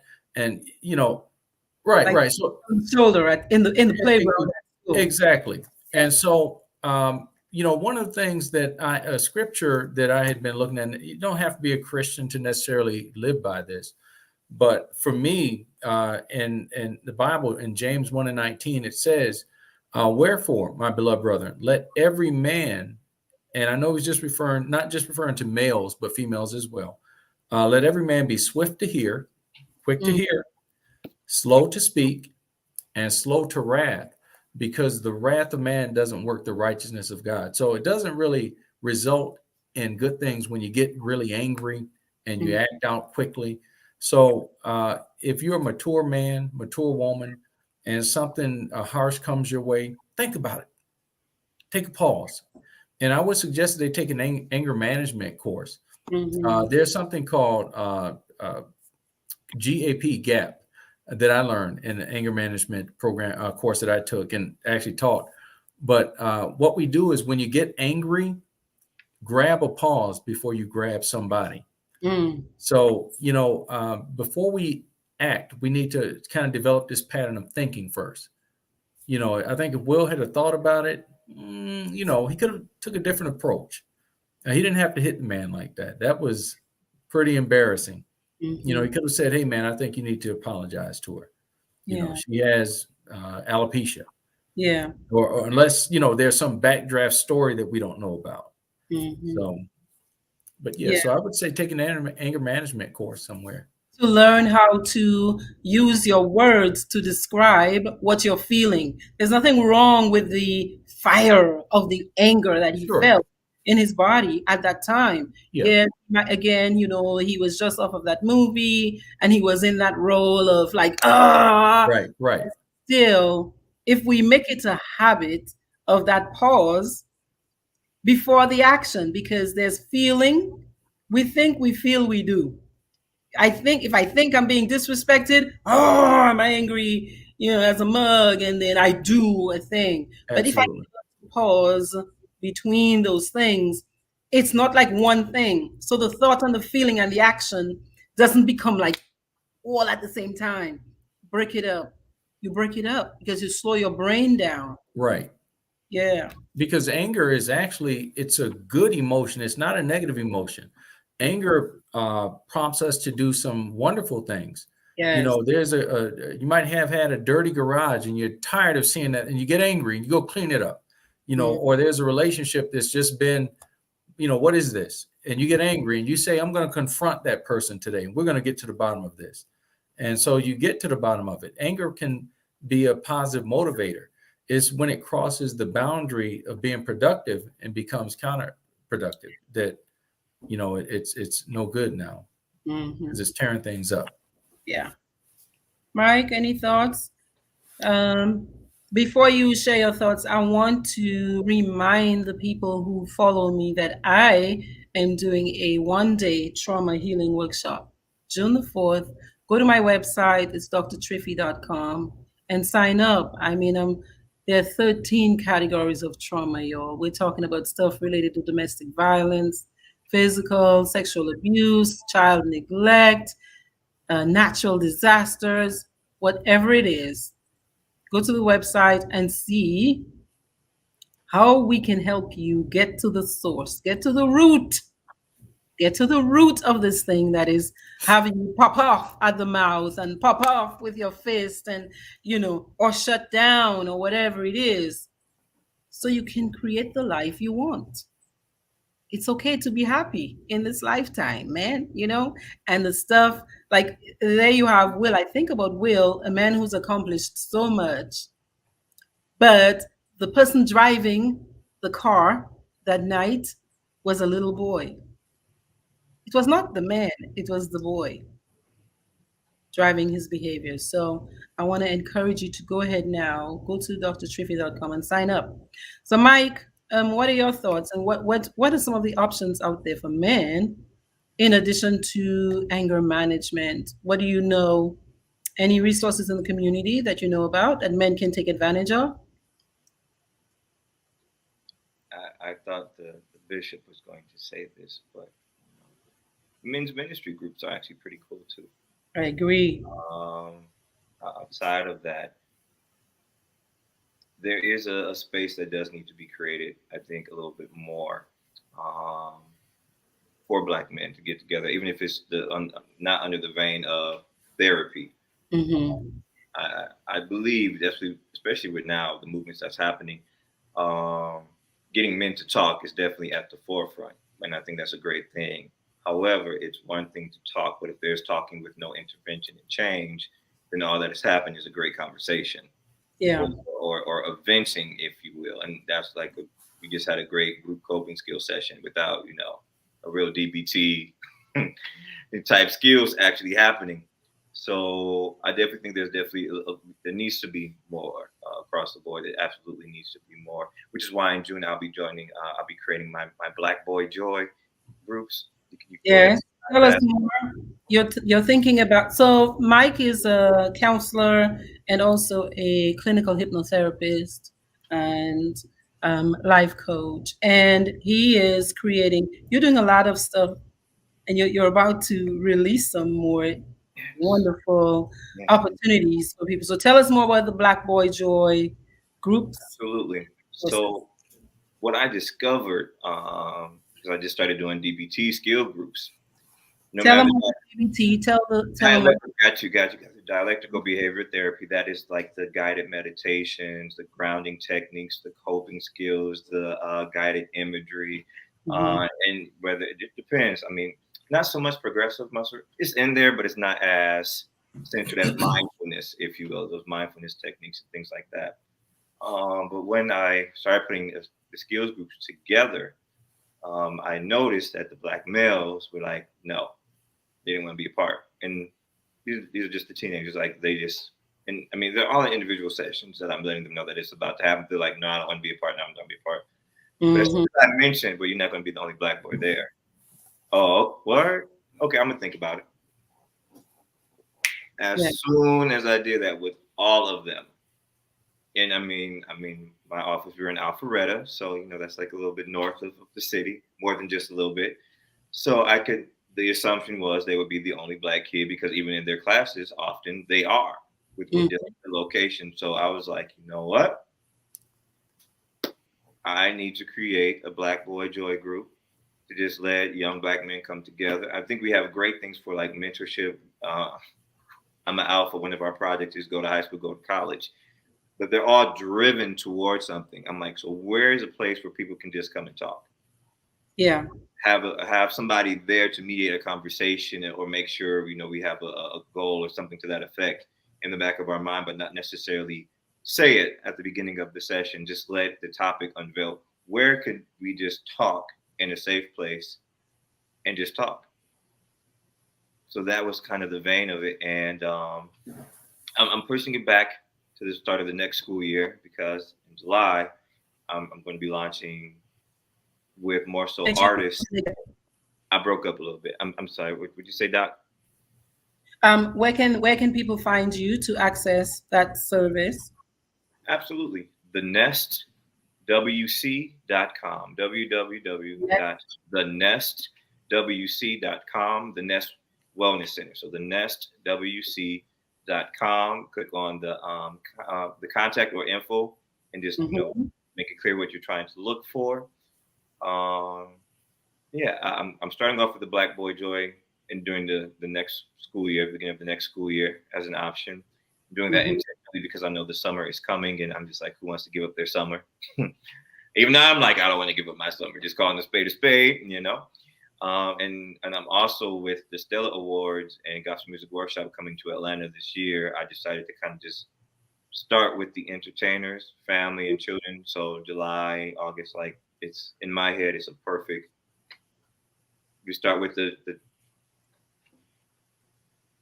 I just put the website Yep. to Mike for Black Boy Joy. You know, I think that's really awesome. I was reading something recently about called barbershop therapy, and you know how in Black communities the barbershop is like a gathering hole where people go, and you might not talk to your friends and your family, but you know, you start talking about everything from politics to what grandmama and them doing, you know. So this it's a project that's starting in the south, but you know, we're in the south, but really this is in Arkansas, where they're training barbers as first responders to assist men in their chairs with their mental health concerns. Okay, this is called the Confess Project. It's a mental health initiative for boys and men of color. And Mr. Lewis is teaching and demonstrating to barbers and their clients how men hold in their pain, they keep it in, and how, you know, we can train. There's something called mental health first aid. You can teach many people, like lay people, how to apply sort of crisis like, and how to identify who's in crisis and who might need some extra support. So I think this is awesome. I get that. I'm glad you added that last part because I was already skeptical. I'm like, uh-oh. But now that definitely makes sense. And to even get back to the question, I saw where they mentioned in the chat that Chris Rock is being a bully because he was bullied. And, you know, I always try to like flip the rock over. What's on the other side of that? And I'm like, well, Chris Rock wasn't bullied because he could not defend himself. He was bullied because he took the weight of not releasing his anger. And he got so used to, as a kid, not releasing his anger on people after the one time that, to me, we saw as we looking at the cognitive responses of Will when he was a little boy. Chris Rock showed you what he's been doing since he was a little boy. I'm angry. I might ball the fist up, but let me carry this weight of this world. We have heard nothing from Chris Rock. I'm a strong man. I don't need to speak. What do I need to speak for? Why would I need to do that?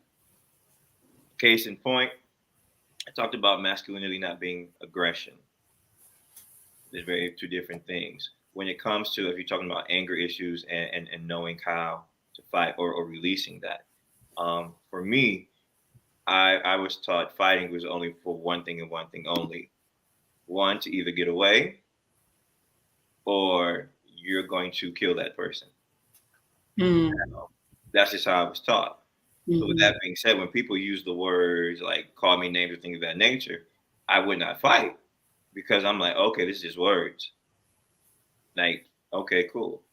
If I ever got pushed, sometimes I did get pushed, but my back was not against the wall. There was a way out. I was like, okay. Didn't, none of those things applied. But I remember the one time I was trying to mind my own business in the hallway. And I was just like, okay. And the person wasn't even expecting my response to come. And it was like, I can't even say that I snapped. It was just the chakras released. Go back to that hypnotherapy training too. Released. It was like, oh nah, bruh. Life's in danger. I have nowhere to go. This is how I've been taught to fight. So now I'm going to. To the point of, what about words?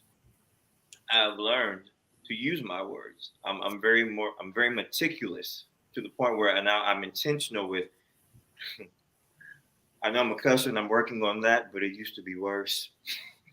That's the thing that people that meet me, they hear me like, man, I'm like, oh man, this is actually progress. And you're a therapist. I'm probably one of the best, because I'm like, hey, what? We both be like, that's some bullshit, ain't it? Like.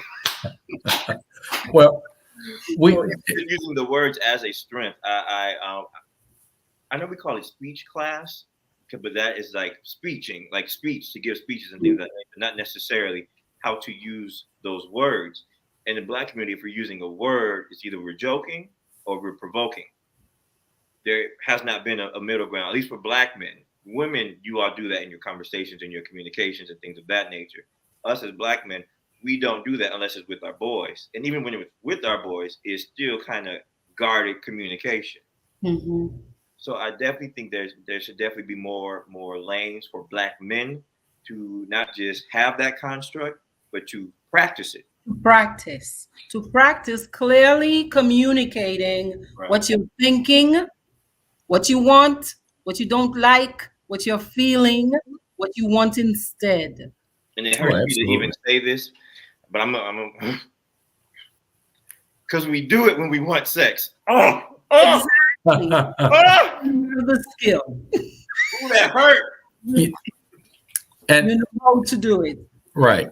And I just want to kind of comment on the barbershop thing, because I had just spoken to my barber several weeks ago, and I told him I think that in the future, barbers are going to be the counselors for today, because they really do extract a lot of information out of the people whose hair they're cutting. But the problem is, it's going to start taking longer to get your hair cut. Right. And this is a real life situation. My barber told me that there was a guy whose hair he cut. He used to cut his hair for years. This has recently happened. And he said he got a phone call from the guy maybe about 6 a.m. that morning, but he didn't answer the phone. And the guy said something about he needed help. Well, this guy wound up shooting his wife and killing himself that same day. And so he feels like the guy was actually calling him because he was like the only guy he felt he could talk to, and wanted to kind of, was reaching out for help, but he didn't get him on the phone. And he went ahead and there was a double a murder-suicide situation. Yeah. Well, we all know how integral barbershops are in the Black community. I think ideal space. Go ahead, Mr. Heath. I also learned in the barbershop that the real government has left us here, and we're watching reruns, and they're on the Mars. So, I bet you get good investment advice there too. Right. Who's going to win the next elections? Yes. But I mean, this is deep stuff. It's just one. I try to look for a silver lining, right? In even the nastiest things. I am kind of interested, and I'm paying attention to people's responses to that event, because as horrible as it was, it's getting us to talk about a lot of things we need to be talking about. And even us here are thinking about Black Boy Joy and barbershop therapy, and what do we need to do to support Black men more in supporting their need to consistently and clearly communicate their thoughts and their feelings. Because as strong as you all are, if you don't tell us how you're going to protect us, we might be confused. And when women are confused, we feel very anxious. And when we feel anxious, we double up on trying to do it ourselves or to create our plan A, B, C, D, E, F, G, because you're not going to lead us down into temptation. We know where to find it ourselves. We can do it. We're good at it. We need you to clearly communicate what is your intention for providing for this family that we might build together. Yes, there's a lot of talk about, yeah, if she's making too much money, she should not think she should be in a relationship. Well, come on, fellas, stop the nonsense. Yeah. Stop it. Stop the barbershop. Sometimes we can say too much in the barbershop. Knock it off. Yeah. The preserving part of the family, that takes work. That's where the effort is, because yeah, you hooked her in, you hauled her in. Yeah, I got my 10. How are you going to keep your 10? Feeling good so that she wants to be with you 10 years down the road. You gotta learn how to communicate. You gotta talk more. You gotta tell us more. All right. So I want to invite you, gentlemen, as we wrap up. We have been on here 2 hours and 35 minutes. 2 hours and a half. Okay. And I appreciate it. I'm happy. I want to say thank you to all the people who have tuned in, commented, asked questions. Let us know if you have any other topics you want us to come on here and talk to you about.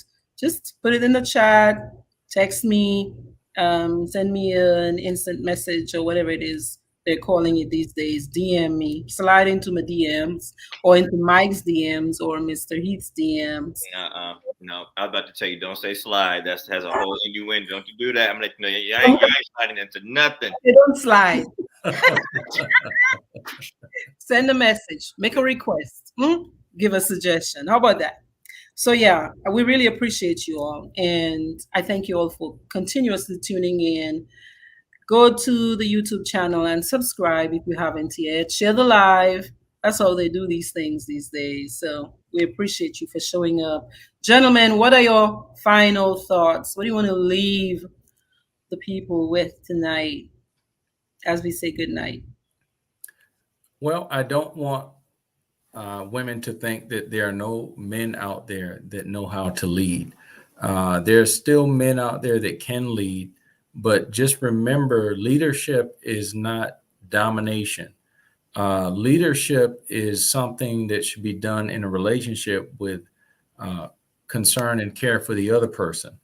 And there may be times when you might be called on to be in a leadership position within that relationship, because it's not just black and white. He's the man, so he leads in everything. But you have the safety in your mind of knowing that if he needs to be the leader, he can do that. So it's not this controlling position. It's not you lose and he wins, that type of thing. So when we talk about leadership, it's just not a cut and dry thing. It's if you're going to lead as a man, it's done with care, with love, with concern for the other person. And the woman respects the man respects the woman. But it's just this known thing of, hey, he's the man and I'm the woman. And, we respect each other and we're working together for a common goal. Thank you, Mr. Keith, for that perspective. Mm-hmm. Councilor Mike T. Oh, I'm being serious. Put these back on. They're real. I'm just messing with you. They're real. I was just thinking about how necessarily society says some things about gender roles. Gender roles does not necessarily prescribe to relationships.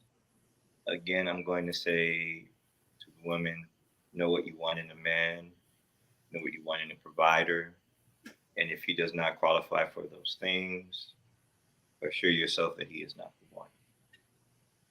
And it's okay. I said the last time, it is okay when you figure out that he's not the one and move on to find another.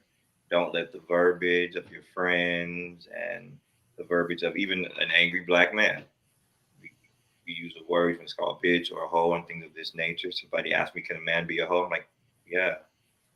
Hoe is not a gender. Being promiscuous is not a gender. I'm going to use the word. Don't submit, not to a person, but don't submit to something that you know is not good for you.